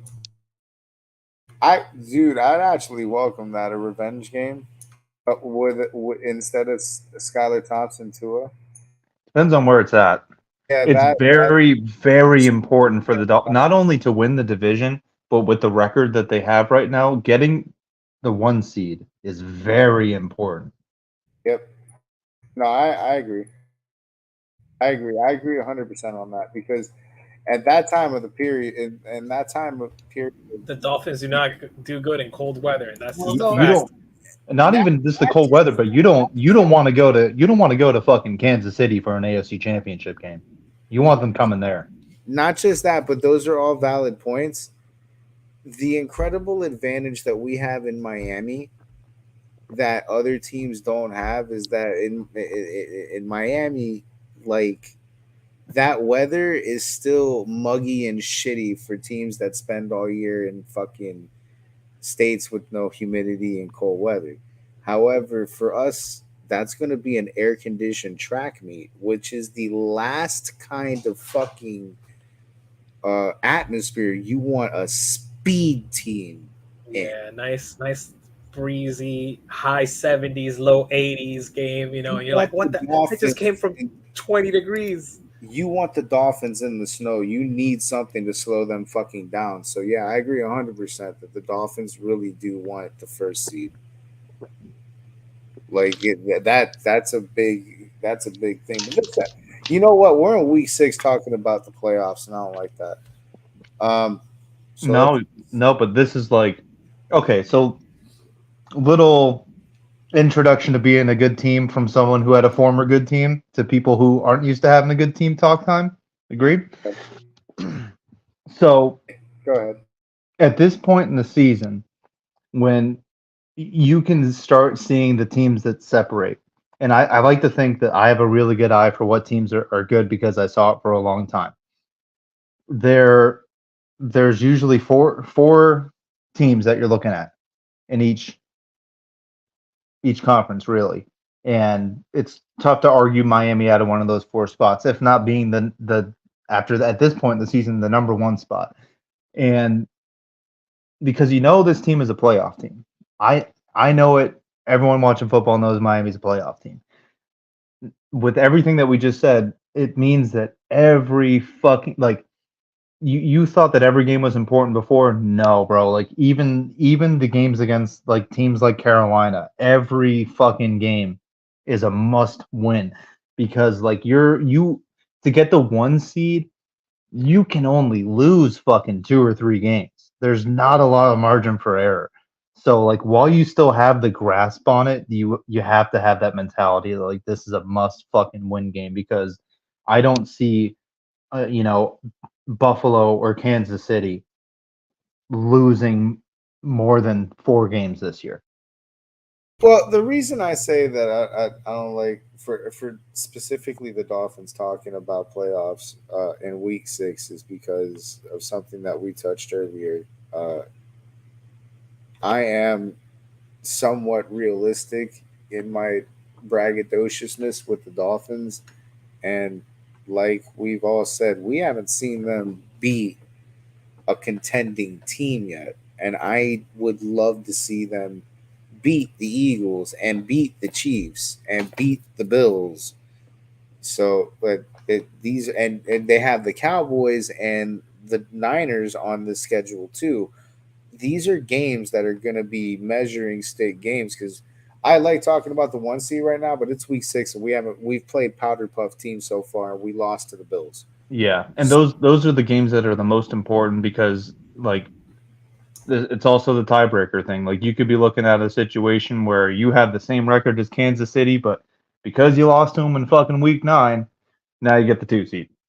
Like Yep. those the last Buffalo game and the Kansas City game are undoubtedly the most important games in the regular season for Miami this year. So yeah, um, these are.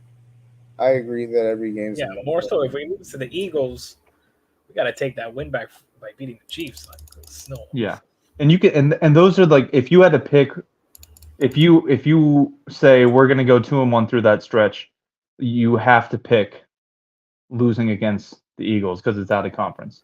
Yep. Yeah. Yeah, I don't think. I think the Chiefs game is going to mean something to Tyreek Hill and the rest of this team, for the matter, but especially Tyreek Hill. So I'm expecting that game to be good. I don't want to jinx it because I don't want something bad to happen before that game. Um, but I'm hoping that that's a real good one. I'm expecting that to be an entertainment.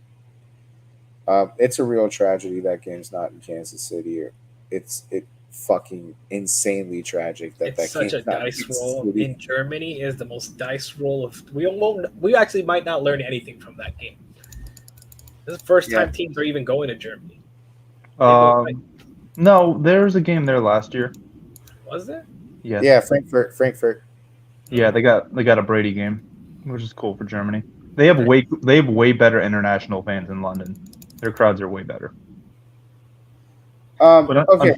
Unfortunately, well, at least they got one good game. You know what the other game Germany gets this year? What? Colts Patriots. Oh.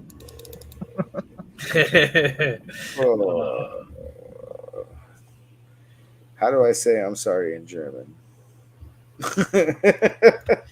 Hey Google, how do you say I'm sorry in German? In German, that's es tut mir leid. Es tut mir leid. There you go. All right, buddy. Thank you, Google. So top 5 quarterbacks. So Brendan, because you weren't here last week, we're doing a top 5 segment. We'll change the subject every week. Top 5 quarterbacks as of week 6 is the subject this week. Since you guys are going to have to now think about what you're going to do to rank yours, I'll do mine first. At number 5, I'm doing Jared Goff. I think Jared Goff is done enough now to be considered, especially with the Lions, to be in the top 5 with his production. Also, fantasy wise, it's really nice to have Jared Goff. Just Brendan can attest to that. Jared Goff's fucking great. Number 4, I have Patrick Mahomes. And that's really not a referendum on Patrick Mahomes. I feel like Patrick Mahomes is still the best in the game. It's just outside of Travis Kelce, he doesn't have the receiving core right now to be a top 3 quarterback. He doesn't have anybody to help him put that production out. So it just sucks. That's his ranking this low isn't a referendum on Pat. I feel like Pat is the best quarterback in the league. But as of week 6, he's not the best quarterback in the league, and that's not his fault. But that's just where we're at. Number 3, I got Jalen Hurts. Dude, you can't Zach Wilson. Like, you can't do that. You got to win these games. But other than that, he's played a fucking solid year. And we see Jalen Hurts a lot in the fantasy player of the game list.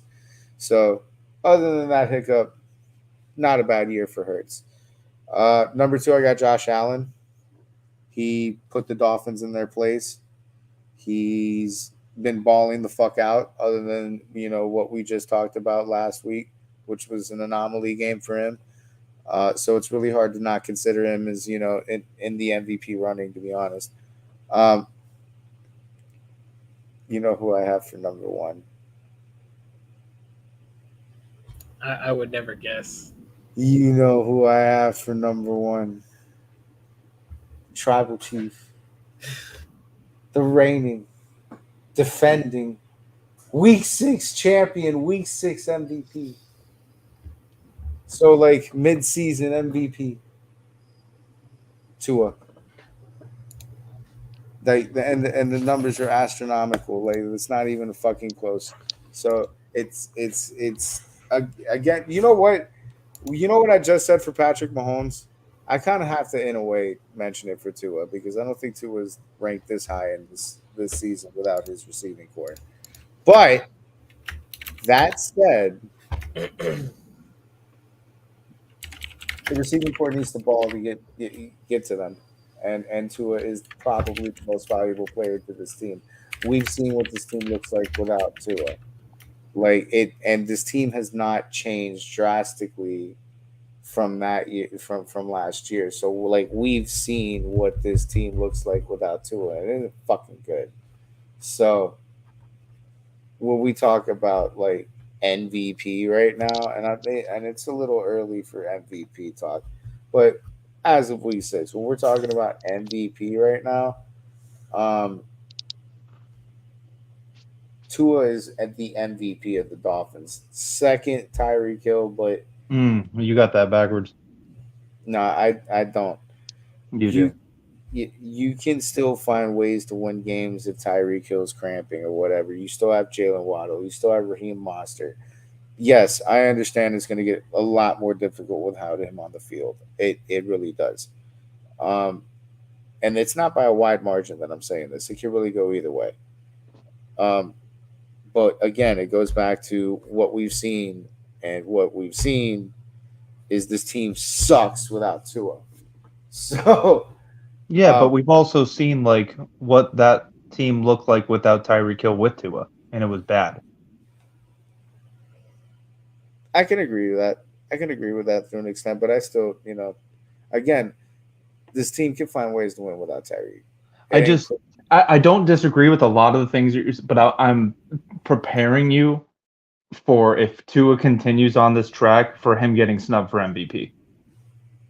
And because he's in the Shanahan system and he has the best receiver in football. Yeah, I'm fully prepared for that, as a matter of fact. I would see if I could see a Dolphin winning MVP, but they'd give it to Tyreek.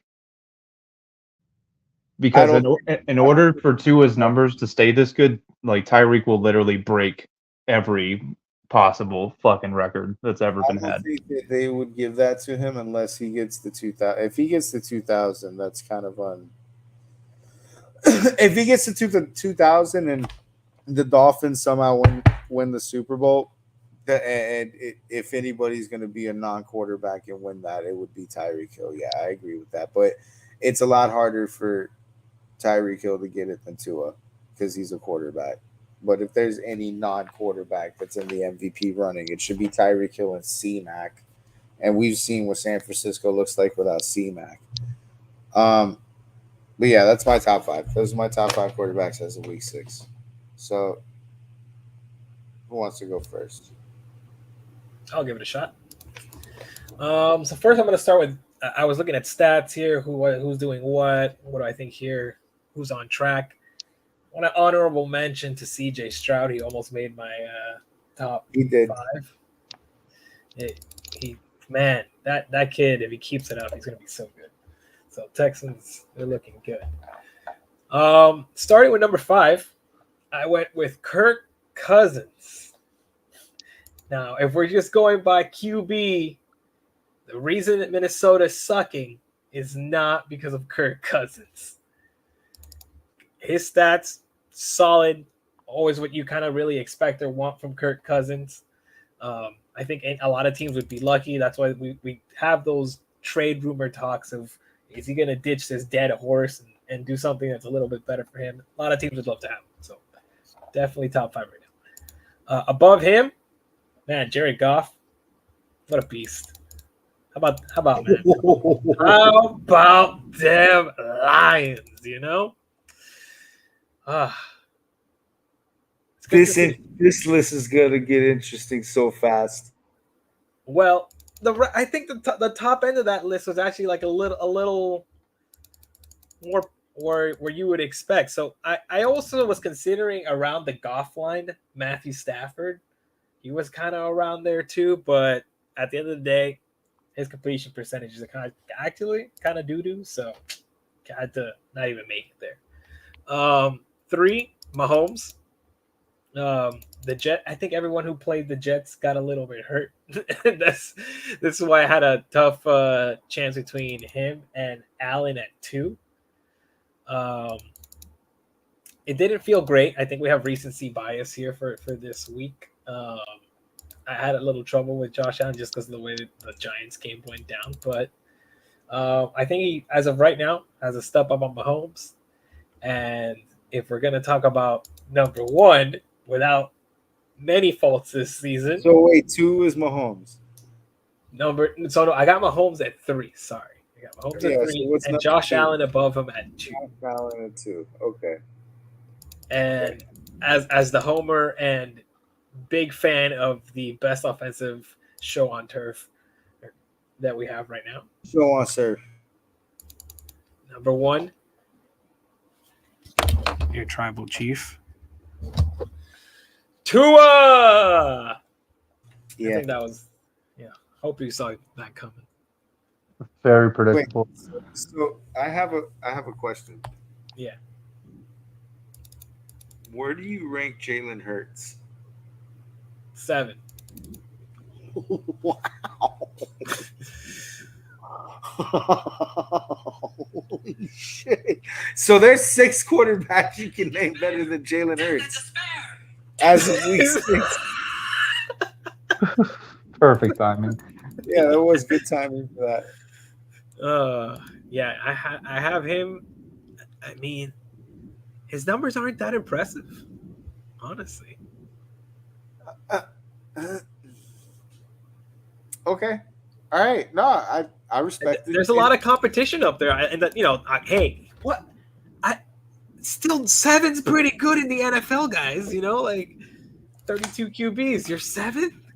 Good job, Jalen Hurts, man. That's why you were Tua's backup. You were almost there. Whoa, dude. Okay. Man, you're gonna make me save like 7 kittens before this game. Jesus, fuck. All right. Go ahead, Brendan. I don't have Hurts in my top 5 either. Let's go. All right, let hear. Where do you have them? And the reason why is because I taken the fact that like like he said, the numbers aren't that good, but when you look at the supporting cast that you have too, and your numbers aren't good, it's like, you're getting a lot of help and not contributing a lot here. Number 5, I have Matthew Stafford. And the reason why is because, like, the point's valid about the completion percentage, but when you consider the hand that he was dealt at the beginning of the season and what we all thought the Rams were going to be, we all thought this team was going to completely fucking suck. And the fact that they haven't, and he pretty much turned Puka Nacua into a star in a matter of 3 weeks, that shit don't happen without having a quarterback like him. I'm the big Matthew Stafford fan. At 4, I have Goff. He's just fucking balling out. Any top 5 should have Jared Goff. We've already went into it. Number 3, I have Josh Allen. He's an alien. And number 2, I have Tua. And the reason I don't have Tua number 1 is because of kind of the same argument that went against Hurts kind of goes against Tua, is the extreme amount of help you have. And that's the reason why I have Patrick Mahomes at number 1, because your Chiefs have a record of 5-1, and they don't have any receivers. True. Like to pull that off is extremely hard. To be able to go out and only lose 1 game, and you're throwing to rookies. Like I understand the stats, it's a landslide into his favor, but like as far as impressing me, like Mahomes is having a hell of a fucking year. You put any other quarterback in that offense, that's a 500 team. Okay. All right. Hold up. Let's see. Let's go over here. Okay. Dude, let's do that. Great timing, by the way, of having Mahomes at number 1 there on last. Yeah. But wait. Before we get to that, we got to do a little fantasy minute. Hold on. Brought to you by Brendan's Best Bets. But that'll be later. Don't Yeah. worry. That'll be later. It's just an endorsement, a plug-in. I wouldn't It's endorse a my betting lately. Fuck. yeah. By the way, the fuck, man. Look, He's going through a rough patch. He'll get back on a heater. He's going through a rough patch and dragging me through it. look, just because you weren't gambling the last time that I was hot, bro, I've had 3 different weekends this weekend where I only bet fucking $50 and cleared 500. Just wasn't my weekend. All right, so standings. All right, so we're gonna do a little fantasy recap, a little recap of our league here. See where we're at. It's like week 6, so this is a good timing to start discussing shit like that with this fucking league. So here's where we're at. I would like to just make a mention right now that the most improved team though so far has got to be Vaporblade. They were From last year? Oh my god. bottom of the barrel to leading the division. Insane improvement. Talon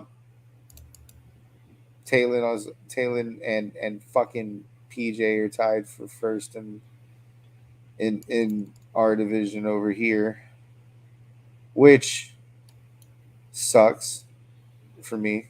Just saying, I'm not proud of this. I don't like being at 500 right now. Where are you at? Dude, Dan, I've had a miraculous comeback, bro. I started fucking 0-3.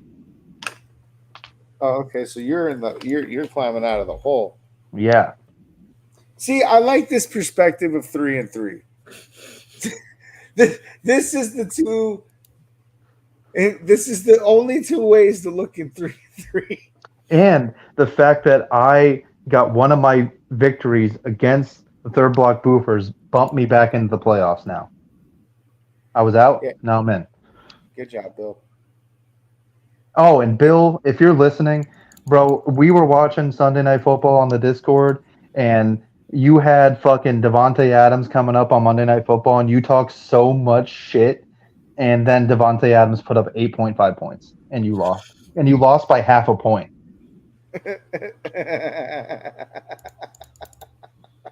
Feels bad, bro. What did we do this week? Let's go to the scoreboard. Last week, Miami Whoppers. Okay, this is a free win. Yeah, they're not good.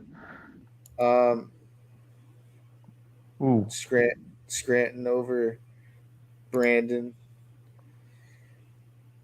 Look at that. Oh, okay, so he took his first loss this week, Talon. Connor gave him his first ass whooping. Nice. Let's see over here. Fucking Andy's in a shit position. Mansfield is fucking running him through. Damn. Sorry about that. How you fucking lose with Tyreek Hill on your goddamn roster? Wait a minute. Whoa. Hold up. Time. Oh. Well, that's a good way to start losing. Even though this should have been a great play. Okay, 49ers for defense should have been a super good play. I'm sorry about that one. That should have been like 10 points right there. He got lucky with Zeke, too. Yeah. Oof. Yeah, Yeah, I would he- put Rashid Shalit over fucking Mooney. Darnold. What Yeah. the fuck? Oof, that's pain. You could have won this. Um. All right, let's go. Let's go back over here. Box scores. Let's see. Let's finish this. Wrap this up. Paper play catches another win. And it's over Bill. And that's a fucking smoking. He has Raheem Monster. No wonder Pops is catching. Pops is catching W's because he's got Heem and fucking Myers. Um. Ooh. No I'm pants. starting What to. is that? I'm getting hot. I would hope so with Diggs and Waddle, dude. Yeah, that's the part that was confusing me. I'm like, I'm 0-3. My running backs have been fucking me. That's what it was. Fuck. Oh, just terrible. I get to finally have my crack at PJ this week. That's gonna be fun. What else? What else? What else? No Pants goes up against Pops. This is a rivalry game. They they talk shit to each other. Just saying. This is like what do you call it? Bears Packers over here.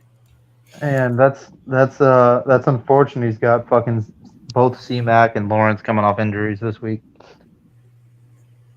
Yep. Yeah, that is unfortunate. Anywho, okay. Now that we've done our little fantasy minute here, brought to you by Brendan's Best Bets. More on that later.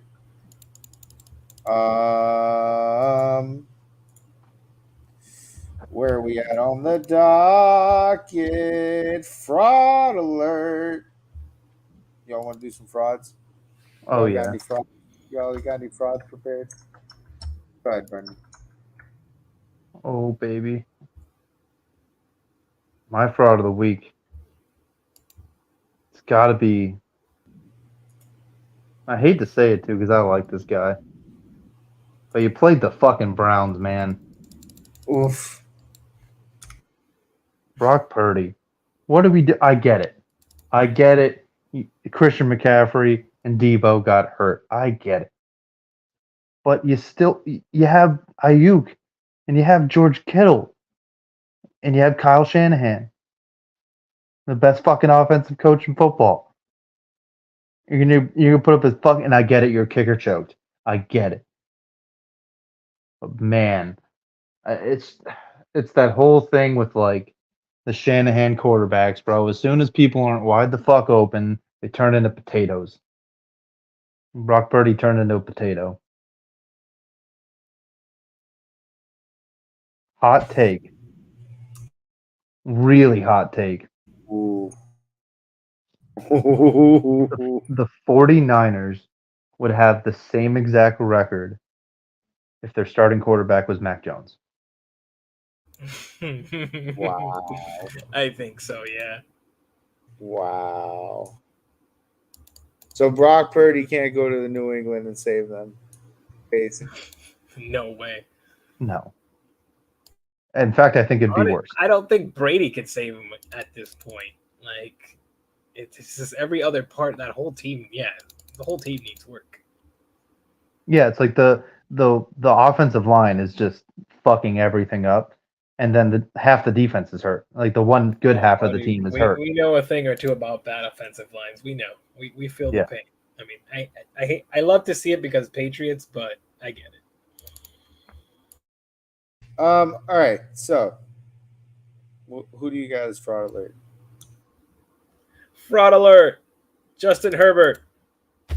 Ooh. I am sick and tired of hearing how the Dolphins fucked up their draft for picking Tua over Herbert.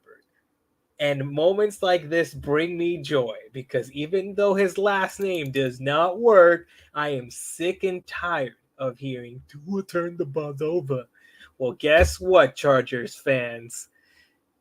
Aside from the Chargers being chokers and frauds on their own, you got the perfect guy to represent you, Justin Herbert. Because why? I don't even fault Justin Herbert completely because you know what? He's not that bad. He's good. I think he's good. Why is he a fraud? Because he can live to the Chargers organization and choke on command whenever needed. So it's really a dual effort between the dog shit coaching that the Chargers have and Justin Herbert's unique ability to deliver interceptions on game-winning drives. So congratulations, Chargers. You're right. You picked the perfect guy to represent you, Justin Herbert. Love it. I love Justin Herbert off Broadway so early. Because that makes mine like on brand for early fraud alerts. Oh, here we go. Josh Allen. No. Somebody did read the podcast notes. No, I didn't. That's the fucked up part. Snaggers. Charles knows what's about to happen here.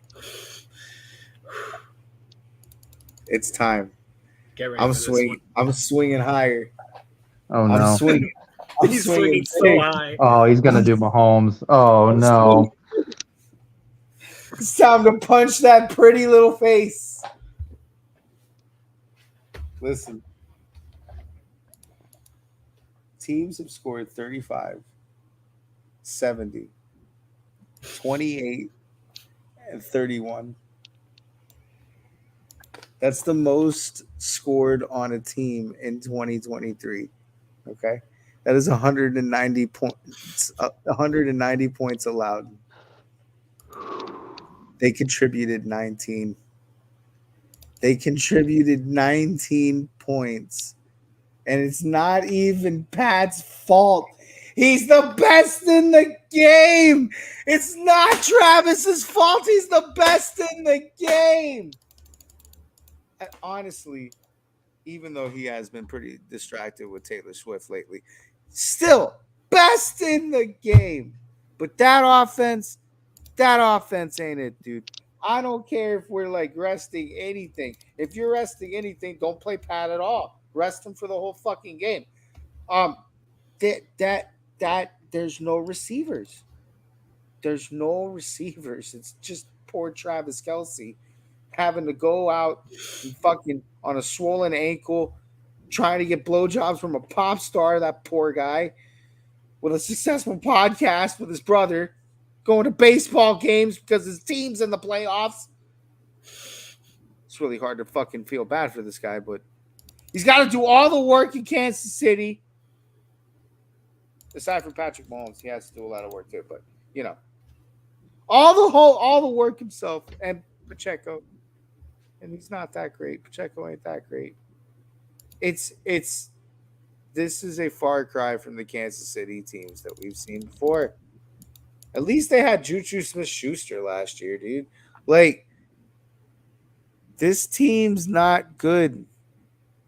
It's not bad, but it's not good. It's fraudulent. They're 5-1. I think the Bills are better. I think the Bills are better than the Chiefs. Brendan, I am so worried about this Chiefs game. Like by the minute, the more he says, the more words that are coming through that microphone, the more I worry about the Chiefs game now. I think the Bills are better. I didn't say anything about our team. I'm saying I'm putting the Bills up. Them fraudulent Chiefs are around the corner, so yeah, no, I get it. He thinks he's going to dodge the bullet if he does it like 2 weeks before instead of the week before. That's exactly what's going through his mind right now.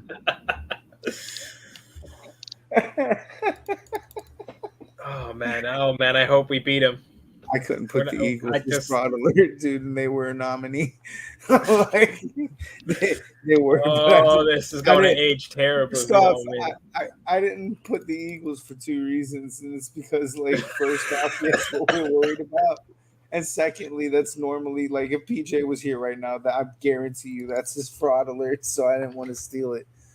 But yeah, no, dude, you can't. It's 19 points against the Broncos. The Broncos. Nah. Don't give me the divisional game bullshit. That team is fucking inept.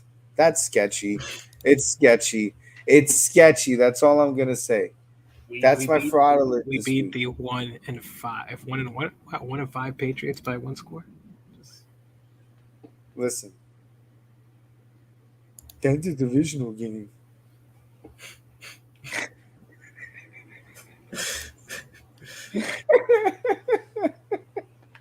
Dude, no, dude, like 19 points. Broncos. We put 70 on that team. I'm just curious. Who are the Chiefs playing next week? Let's see. It's not mine. Oh, they're playing the Chargers. Patrick Mahomes is going to throw for 400 yards. So yeah. So if the Sorry, divisional LA. game, guys. But if the Chiefs don't beat the Chargers, then I could jump on the fraudulent train. But All right. This is why I let you guys have your fraud alerts first, because I knew mine was going to be ridiculous. That was a bit much. Was this Go Home You're Drunk? No, that's later. Did I mix it up? No, that's later. Now it's time for our favorite segment in the whole wide world that has made us no money so far, by the way. Brendan's best bets. Look, they are the best bets because what you do is you do exactly the opposite of what I tell you to do, and you will make money. But not this week. This week I got a heater. I was perusing the lines. There's one game here that's sticking out like a sore fucking thumb to me. The Cardinals versus the Seahawks. Now, we can both agree. Both these teams are kind of around the same team, right? Yeah, okay. Sure. They're both not that good. No, they're not. So, would you really want to take Seattle being favored by 7.5 points in this game? The Arizona Cardinals will lose this game. Don't get me wrong, they will lose, but they will do something great. What all great teams do. They will cover. Yeah, they've been giving people trouble for at Yes. least a little bit. So yeah, you're not. They're frisky. They're frisky. They're frisky. They're going to lose by 4 or 3 or 5 or 6 or 7, but not over 7.5. It won't be over 7.5. Put your mortgage on it. Touchdown. Right away. Put your mortgage on it. Please gamble responsibly. We literally opened the segment saying we made no money so far. Put your mortgage on it. I'm going to be right one of these days, all right? This is the week. By the time you're right. Actually, you know what? There was one best bet that cashed that was incredible, that the odds were super high on, and no one believed me. I said, put your mortgage on the Giants defense scoring a touchdown against the Miami Dolphins, and they fucking did it. And if you would have taken my advice, you would have cleared. Jesus. Okay, but I don't think that's on. You're right. You're not going to put your mortgage on it. You're going to put your mortgage on it. You're going to put your fucking car payment on it as well. You're going to put little Jimmy's college fund on the line because the Arizona Cardinals are covering. I know I will. All right. He's going to put his mortgage on the Cardinals. I love it. I love any bets that mean your mortgage is on the Cardinals. All right. We're not going to mention that I live in a really cheap state and my house only costs $600 a month. Oh yeah, that's right. No Floridian rates here. All right. Stardom, sitting, and sleeping. We're starting, we're sitting, and we're sleeping. I'll go first. I'm starting Josh Allen against the Patriots. Allen's gonna have a makeup game, like a super good makeup game versus the Patriots. That well, They don't have Matt Judon. They don't have Christian Gonzalez. They don't have Marcus Jones. They don't have a working offense. Like, there's a lot not happening for the New England Patriots right now. So, this is a great get-right game for Buffalo. Safest bet this week, by the way. This is totally a monkey's best bet right now. I'm sitting Ramondre Stevenson for the same fucking reasons, by the way. So that's against the Bills.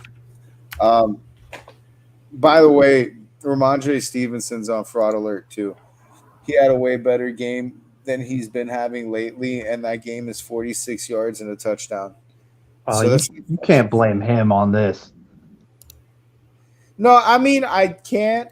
That's why I didn't put him directly in the fraud alert, because this is a Bill Belichickian thing. But again, nah. Like, he was putting up good fantasy numbers. He's being a team player and only getting 30 yards a game. We shouldn't expect to see a vast improvement on those numbers with how the Bills are about to go up in this fucking game. So I would totally fucking sit him, dude. There's no way. Sleeper is Keontae Ingram versus Seattle. Amari DeMarcado was on a lot of people's waivers when Connor went down, which must have been a fucking huge disappointment when I saw Keontae play in last week's game more than he should have. 10 carries and 40 yards isn't a lot, but it's leading in all other it's leading for all the other Cardinals backs that are active right now. And he's also leading in all the major stat categories. So against Seattle, we should probably see more of that, given Seattle's run defense isn't exactly top notch. And basically all fucking the Cardinals do right now is run. So go ahead, Brendan. So I'm going to start with my sleeper. He is such a sleeper that I literally just had to Google his first name. I am going to take a waiver wire if you're struggling at tight end on Mr. Michael Mayer of the Las Vegas Raiders. Michael Mayer. Now, Perfect. It's over. He did not have a good start to the season, but they are force-feeding him the fucking ball now. He had a great game last week. They're going up against the Chicago Bears team that is clearly tanking, and I'd expect him to at least get fucking 10 points this week if you're struggling to tight end, which most people are at this point in the year. Now, my start, my notes app disappeared. No, give me 1 second. His notes were trying to save the world from bad advice. Yes, they were. Oh, okay. So my start of the week is going to be, I'm going to go ahead and start freaking, what's his face on the Falcons? Algier. Algier. Yes, I'm going to start Algier. They're playing the Bucks. I think he's going to get a 50% usage rate in that game. Now, my sit for this week is going to be Trevor Lawrence. He's coming off a knee injury. He's got a short week here. Thursday night football, and they're playing against the Saints, which have a good defense, and they're pissed off after losing to the Texans. I'm not saying that Jacksonville is going to lose. I have Jacksonville winning. I don't think it's a great week for Trevor here. All right. Charles, who you doing? All right. So starting, I also did have Josh Allen versus the Pats. It just seems like it's going to be printing some points on there. So that was going to be one of them. I want to say as some backup options here, since and on a similar subject of having Matthew Stafford as a starter, you want to have how do you say his name? Koopa Nakua? Yep, you got it. All right, Koopa Nakua. There you go.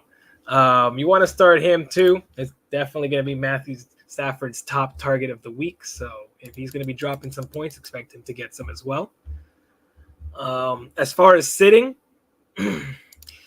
after the 49ers loss at Cleveland, I would think that 49ers defense is going to be whipped into shape. So if you have Kirk Cousins lying around, even though I had him in my top 5, I don't think it's going to be a good week for him. Don't want to play off a pissed 49ers team that just came off of a very winnable game. So sit him out. Take him out. Oh, and it's in prime time, too. It's Monday Night Football. Yeah, goodbye. I'm so sorry, Kirk. I think you're going to drop out of that top 5 this week when you throw like 3 interceptions. But, yeah, life comes at you hard sometimes. Sleeper. And you guys might laugh at this one, and I know nobody has this guy on any fantasy. This is a little bit drunk, too. I think Zach Wilson manages to manage. Holy fuck! Manage some. He manages a good game versus the Giants. I'm not saying he a couple TDs here and there. I think he could do it. I think he could drop a decent amount of points. Granted, would I pick him over any starting QB that, I think he's going to have a good week. Just, of course, nobody hasn't picked up. Oh, I can actually guarantee that Zach Wilson won't throw an interception this week. I don't think he will. No. You know why? Do tell. I'm pretty sure they're on a bye week. Oh shit! Oh shit! This is their bye week. Oh shit! Oh well, never mind. So there you go. He will be sleeping. Super sleeper right there. He will be sleeping on Sunday. You're right. It might be Zach Wilson's best game of the year. I was looking at the next week after that. Their next game is versus the Giants. I thought that was this week. That was go home, you're drunk for sure. All right, so that's a good lead into the go home, you're drunk. So here we are. There you go. Wasted. Damn. Do you have another one? Do you want to add to that, Drake? Oh, hold up. What's the schedule looking like? I haven't even. All right. I'll go back to you. Let me see who here has an outlandish. I have the Patriots over the Bills. Whoa. Whoa. Isn't it funny because of my starter? No, Josh Allen will have a great game. Mac Jones is just going to go off. Yeah, and they'll go off for a whopping fucking total of 9 points. They're gonna fucking win by 3, and the score is gonna be 6-3. The Patriots are gonna win this game 6-9. 6-3. Although, yeah, we could do 6-9. We can add a couple of points. We could do that 6-9. Either way, backup defense. Go Burr. That's backup corners. Go Burr. Bro, they got practice squad corners covering Stephon Diggs this week. Not only is Judon hurt, 2 of the other pass rushers got hurt this week too. No, Matt Milano. The scheme, all schemes, and he's gonna beat Josh Allen. He's gonna have Josh Allen beat himself. Listen, it's so fuck. You thought I was gonna skip this? You thought I was gonna skip this one? It can't get any. Playing. It can't get any worse than what Monkey just did. Tell me right now. Monkey just drunkenly said that that the Bills are going to lose to New England. You're smoking crack. More than alcohol. You're smoking the craziest crack I've ever seen. I need some of that shit right now. Oh, you guys are fucked. I'm on some margaritas right now. Oh no. Oh, he's actually drunk. Oh yes. The Bills are gonna win 2,000 to fucking 2. Oh, that's sober, bro. What the fuck? 2,000 to 2, and then Bill Belichick's gonna have a heart attack mid fucking.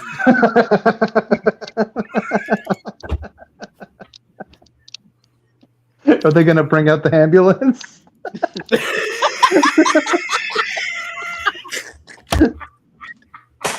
I can't intent to roast Brennan, but I can't. No, dude. What if these like God, this is so I don't want this to happen. What if he dies?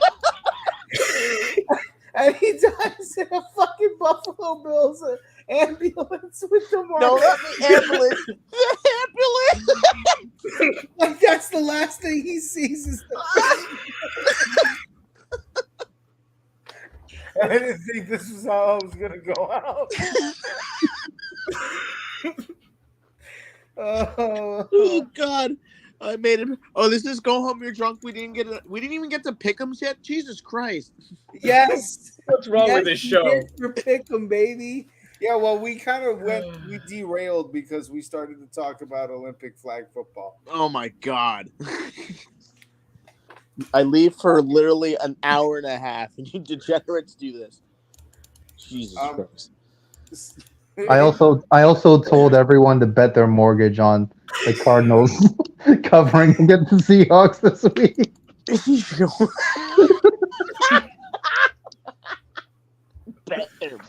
That was the Brendan Nuts bet. You're gonna have a lot of houses going up for. He's about to create a housing crisis. No, I'm about to create more affordable housing. There's gonna be a lot of desperate people. I'm actually about to move back to Florida, and I'm just trying to create some affordable housing. Oh fucking God! Who did the Jets play this week? They don't.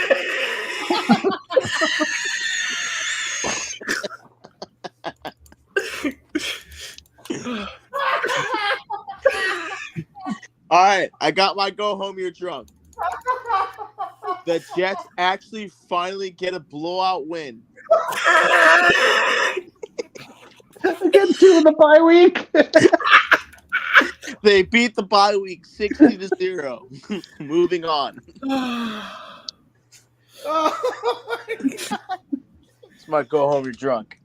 He said yeah. Oh, fuck my life. Oh, dude, I can't. Yo, these margaritas were strong. Very strong. No, you don't understand, dude. Charles put Zach Wilson as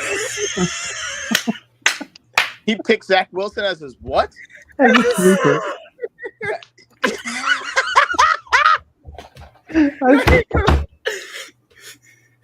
I told him, he goes, I think Zach Wilson's going to have a great game, and I'm looking at the schedule, and I go, I guarantee he won't throw a pick. I'm glad you guys have been prospering without me. I'm very proud. Fucking Christ. This is one of the best shows ever. I swear to God, this show sucks. Okay. All right, I lost my ear there for a second. Brendan, can you beat that? Because I'm. Yeah, I gotta switch my pick though. I gotta up it up.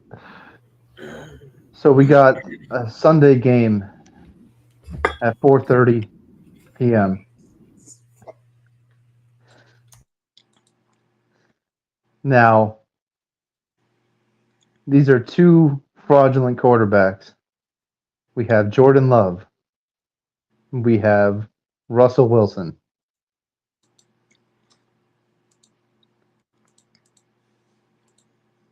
If you bet your mortgage on the Cardinals, you're buying a mansion next week. I'm not saying they're going to win. I'm saying they're going to cover. 7.5 is way too big. and Seattle's not that good. They're going to cover. That's actually not drunk. Yeah, that's not my drunk take. I was responding to a comment. My drunk take is that not only will the Denver Broncos win, but they're going to win by 14. That's a lot of points. Jordan Love is that bad. He is not him. Don't tell that to somebody in your chat. He might have a heart attack. How many turnovers? Oh, but I think both quarterbacks have at least two interceptions. All right. 4 turnovers. All right. 14 points. Like, that's... Go on your local sports book. Go to the alternative spreads. Find Denver Broncos minus 14. And put your car up for sale on Facebook Marketplace.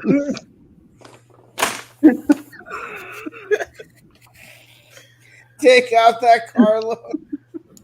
Refinance your home.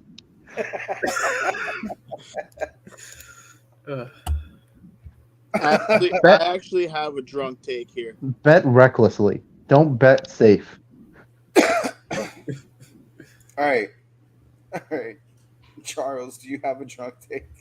Yeah, mine also comes in that 4:25 time slot, and we could potentially also have a fraudulent game on our hands between the Chargers and the Chiefs. Shut your whore ass up. I think despite all the choking displayed in imaginable amounts, the Chargers go into Chief Kingdom and blow them up by 20. The Chiefs offense is going to have troubles continuously scoring, and Justin Herbert's going to make up for last week, and he's going to go He's off. not even fucking drunk. He's smoking ayahuasca right now. He's got some Aaron Rodgers shit. 4 touchdowns for Herbert. No 4 interceptions. touchdowns with Herbert. So go into your sports book. Oh, geez. Oh, Okay. wait until you guys hear my take. Oh, yeah. All right, go for it. Oh, yeah, baby. We're going for the prime time. Oh, no. Prime time. And the cream is going to fall flat. Oh, God. The Dolphins are going to lose by 25 points. By 25. In prime time. Against the fucking Eagles. And get utterly fucking embarrassed. Pretty sober. It's pretty water. He said it's pretty water.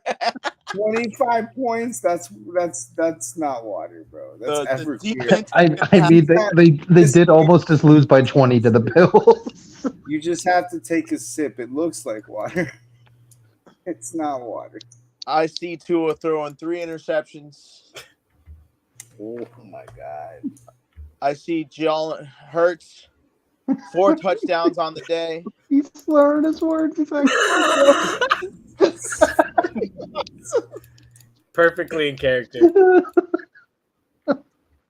The Dolphins get embarrassed on Sunday night. You're actually wild.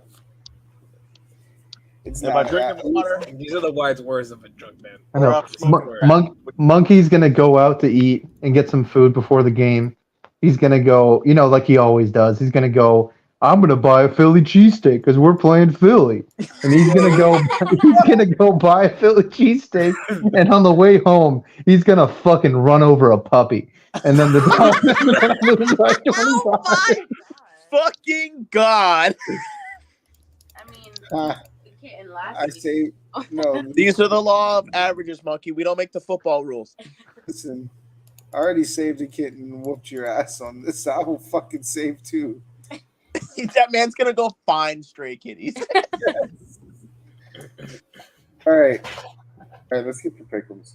Wait, let me see if that's what we're on docket for next. Yep, we're picking. We're picking pick'ems. We're picking pickings. So, I want another margarita.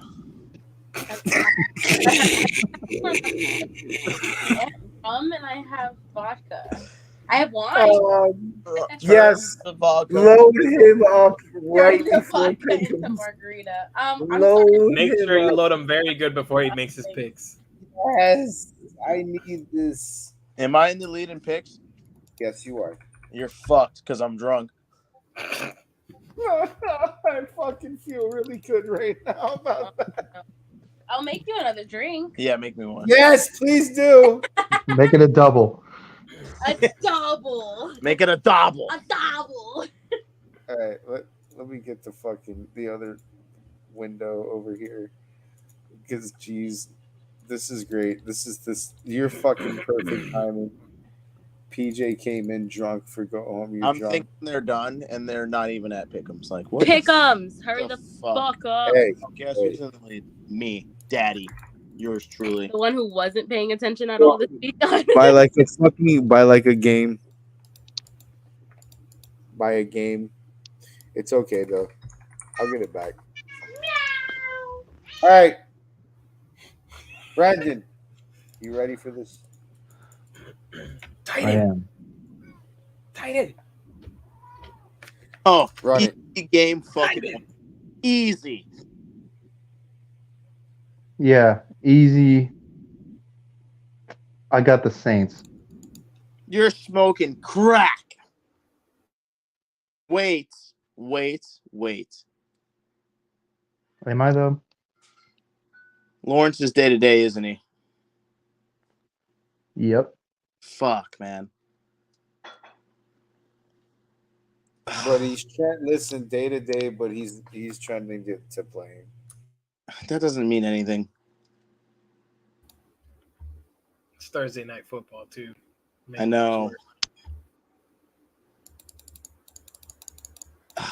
Give me the worst team. Give me the Everybody Saints. pick before me. I'm taking the Saints. They're the worst team. I'm picking Jacksonville. If Monkey's taking Jacksonville, I'm taking Jacksonville. All right, Falcons at Bucks. Buccaneers. Yeah, Desmond Ritter on the road. Got to go with the Bucks here. The Bucks just got embarrassed too. Easiest pick ever. Yeah, give me the Bucks. I'll say Tampa. Oh, First. Falcons are gonna win! Yay! All right. Oh God, what are these fucking early games, bro? Justin Fields is not playing this game, right? Yeah, and there's a good chance Jimmy Garoppolo isn't either. Ooh. Yeah, but the Raiders have a better set of receivers. You know what? You're right.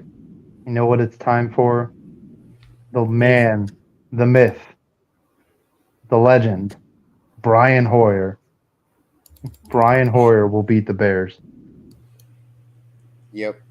I agree My with that. fucking 30-year-old cat with Alzheimer's will beat the fucking Bears. I give Monkey a football to beat the Bears. He ain't lying. Charles, I'll take the Raiders. First, Bears gonna win. All right. Browns, Colts. Fuck Jim Irsay. Fuck his whale. Fuck the whale. Fuck the whale. The Browns are gonna shit all over that whale. Coming off a big win, now they got to play Gardner Minshew. Get the fuck out of here. I can't disagree. Give me the Browns. All these games are easy. Come on, give me something hard. These games all suck. I'm guessing you're picking Cleveland, Charles? Yeah, definitely. Sorry, Copes. Maybe next year. Oh, that's dangerous. I don't taste any alcohol. I put 2 shots in that. You put 2 here? Yeah. Yes. 2.5. Just in A man time. party on a Tuesday. These early window games stink, Hey. bro. Commanders at Giants. This is actually tough. No, it's not. Give me the Commanders.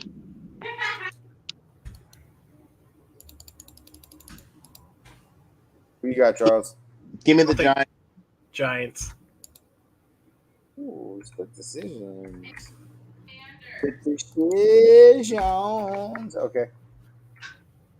Now we finally get a good game. This is game of the week fucking potential here. Lamar Jackson versus Jared Goff at the Ravens. Oof. Monkey's gonna show up as Ace Ventura. You're right, and that's in the Discord this Sunday, guys. We get to watch. God. We all get to watch the But Dolphins lose by 25 together. Oh my god. Get the fuck out of here. Discord gonna be lit though. Right. I'm gonna pick the Ravens. Okay. mm. Every time I pick the Lions, they shit the fucking bed. So picking Ravens. Give me the Lions. Oh, I was gonna say it's a lose-lose because if you pick the Lions, they shit the bed, and then if you pick the other team, the Lions win. So you're just losing regardless. I am going with the Lions. Yep. Are we cursing them? No. No, me and PJ picked the Ravens. Oh, you guys No. picked it. You go pick the Lions. I like how he's like, both me and PJ picked the Ravens. I'm not that drunk yet. you said me and Just, hey, just grab a funnel and pour the fucking bottle down his throat. Fuck it. All right. That reverse psychology is not going to work here. All right. I tried. All right, Bills at Patriots. Now I want to hear: do the Bills win by 14 or do the Bills win by 21? They win by 6,000. It's like when you go on Madden and you try to break the record, the scoreboard, and it gets all glitchy after you score 100 points. What happens when the Bills shit the bed and lose? Dude. We get to laugh so I hard. have the greatest go home you're drunk in NFL history. Yeah. Because the way the Bills have been playing, it's totally possible. God. All right. Everybody pick Buffalo for that Yeah, one? I mean, come on. Yeah. What are we doing? All right. Fucking Cardinals at Seahawks. Geno Hawks. Smith. Give me the bird. Yeah. Which birds? This game is for the birds. Give me the Hawks. He said, "Just give me the birds." You try to sneak one in, let me give me this automatic win. Just put the bird on there. Just put the bird as my pick. I'm going Seattle too. Arizona's going to cover though. They're gonna cover. Yeah, put your house on that. Don't not just the house. Put your fucking Seattle. car note. Yeah, Seattle the way. I'm gonna put my house on it. Nice. Did you pick Seattle as well, Monkey? I picked Seattle. So they're cursed. So that goes great for my bet. Perfect. Steelers at Rams. Oh my God. What are these fucking games Rams. this week? Give me the Rams. Yeah, Rams. Charles.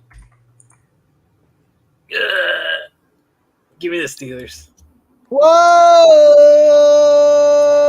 Crazy alert. All right. Okay. Who do you got, Monkey? Rams? I picked the Rams, yeah. Yeah. Now we finally get good games. Kind of. Chargers at Chiefs. You think I'm gonna pick against the home team? Fuck no. Especially against the Chargers. I'm gonna pick the Chargers. You guys are haters. No. Tough game. I've seen what I've seen. Tough game. Give me Daddy Chiefs. Tough game.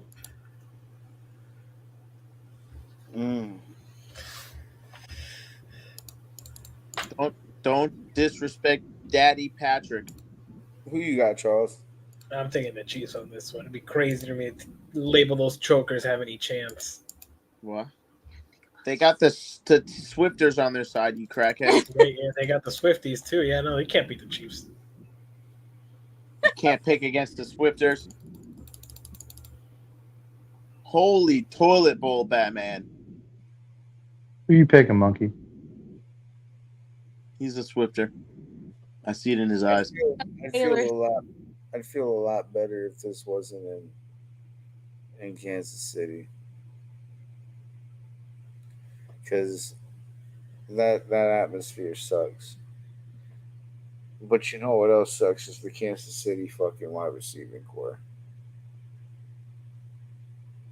Tell that to Travis Kelce. And the Chiefs secondary sucks too. Oh man. But so do the Chargers secondary. This is really fucking tough. This is the easiest game on the planet. If you want to keep up with me, Monkey, you're picking the Chiefs.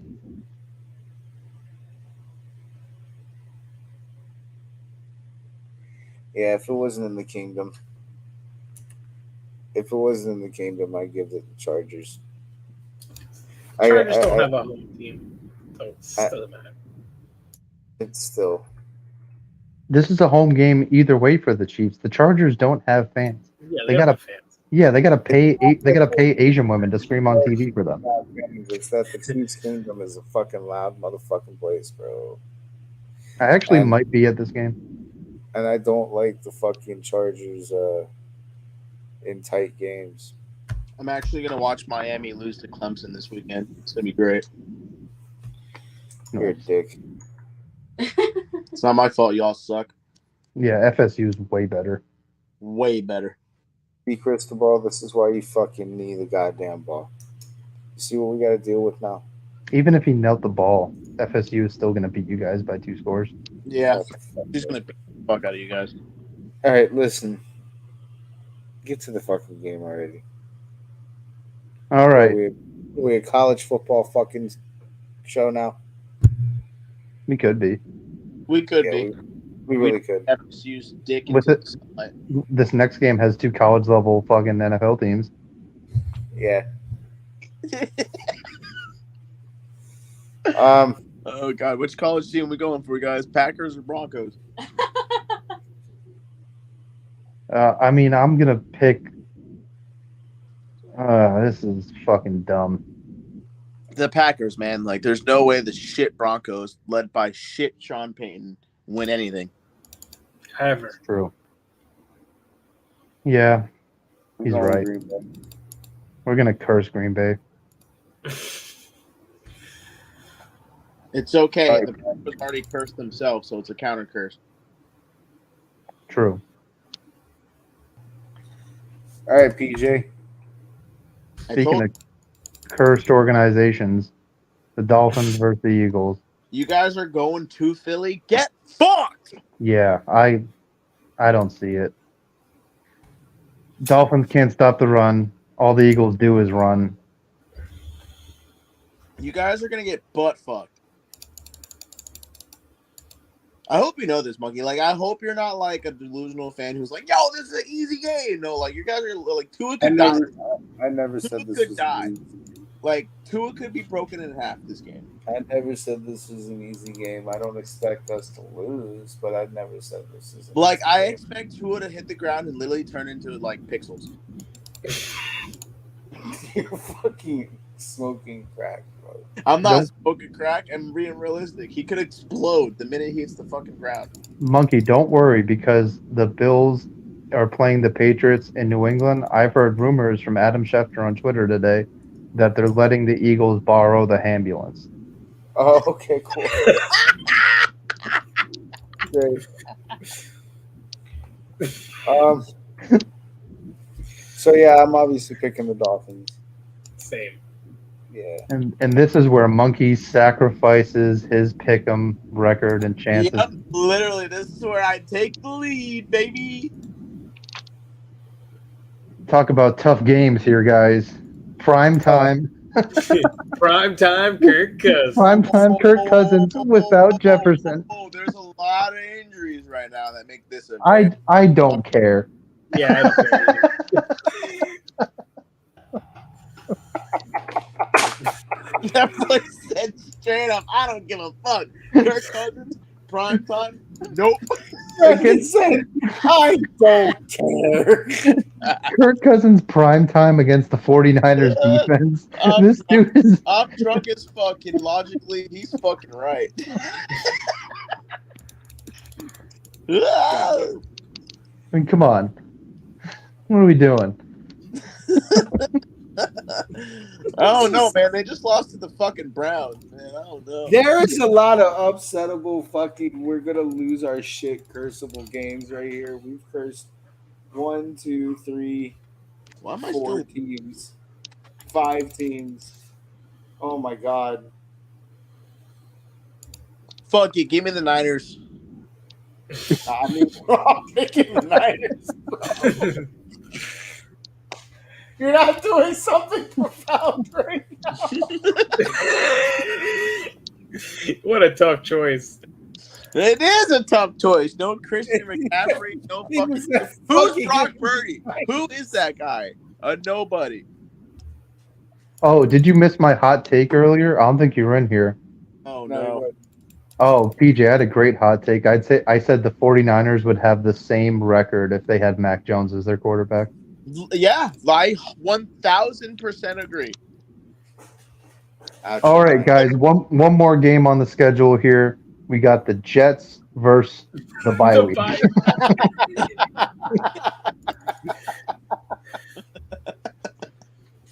I got the bye week winning.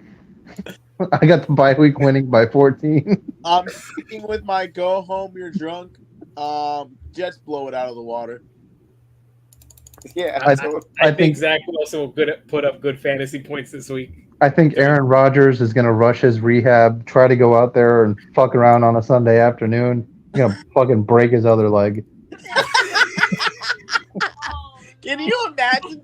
You just get a midday report. Aaron Rodgers re-hospitalized. Explode. Look, he's done. Explode. Boom. Look, the fucking stream was tired of his shit.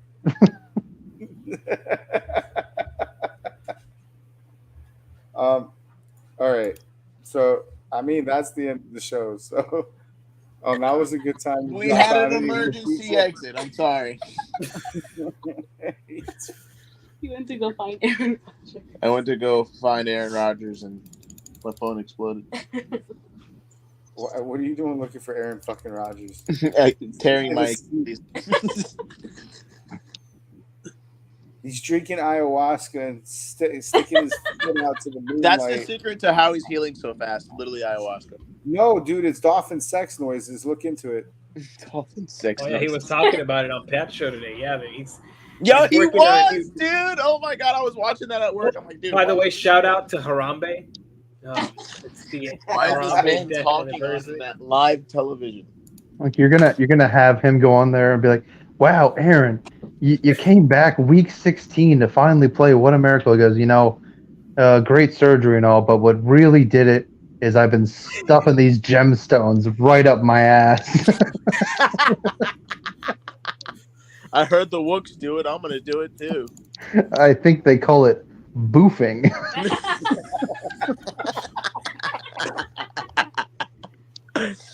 Oh fuck! He's gonna white man explain it. I think they call it boofing. I took an ayahuasca trip and I went down to Florida and I wound up at this place called Pub Dubs. And and this one Caucasian gentleman. I'm gonna shit my fucking pants. That's part of the experience. I went to this fantastic event at Pub Dubs, and I met this one Caucasian gentleman with dirty dreads, and for some reason wearing a magic carpet on his fucking head. And he said, "Here, bro, boof this." And I said, "Boof? What's a boof?" God. And now, all of a sudden, I'm a dolphin. And he took these magical pink crystals and shoved them far up my rectum. Oh, God, dude. Wow. And it cut down 3 weeks of my recovery time. Would you look at that? Fucking pub dubs. I'm fucking done. Good job, Brennan, on that story time. Yeah, for real. Amazing. We should end the show on that note. Yeah, for real, dude. End the show on that. There's more to be said about this. Yeah, we had a kids, great show. Boof it. If you need to get better fast, just boof it. That's the message we're leaving you on tonight, kids. Oh god. Shout out to fantasy. I've stormed back in our fantasy league. Fuck yeah, 5-1. Y'all can eat my fucking dick. Hey. I Don't see get too cocky there, buddy. Brandon and Monkey have all been shitting the fucking bed. Don't get too cocky there, buddy. I'm 5-1. I'm gonna be as cocky as possible. I'm gonna put you in your place this week. Oh, I play you? I get to beat your ass this week? Phenomenal. You're going down, sucker. Fantasy's been great. You said you're going I lost literally the week 1, and I've been on a fucking tear. Been phenomenal. All right. So, remember, guys. Boof it. Hey, if you want to cut 3 or 4 weeks off of your recovery time, just boof it. Yeah, Jim Patriots Irsay. still fucking suck. Don't think I forgot. Don't think I ever forgot. God damn it.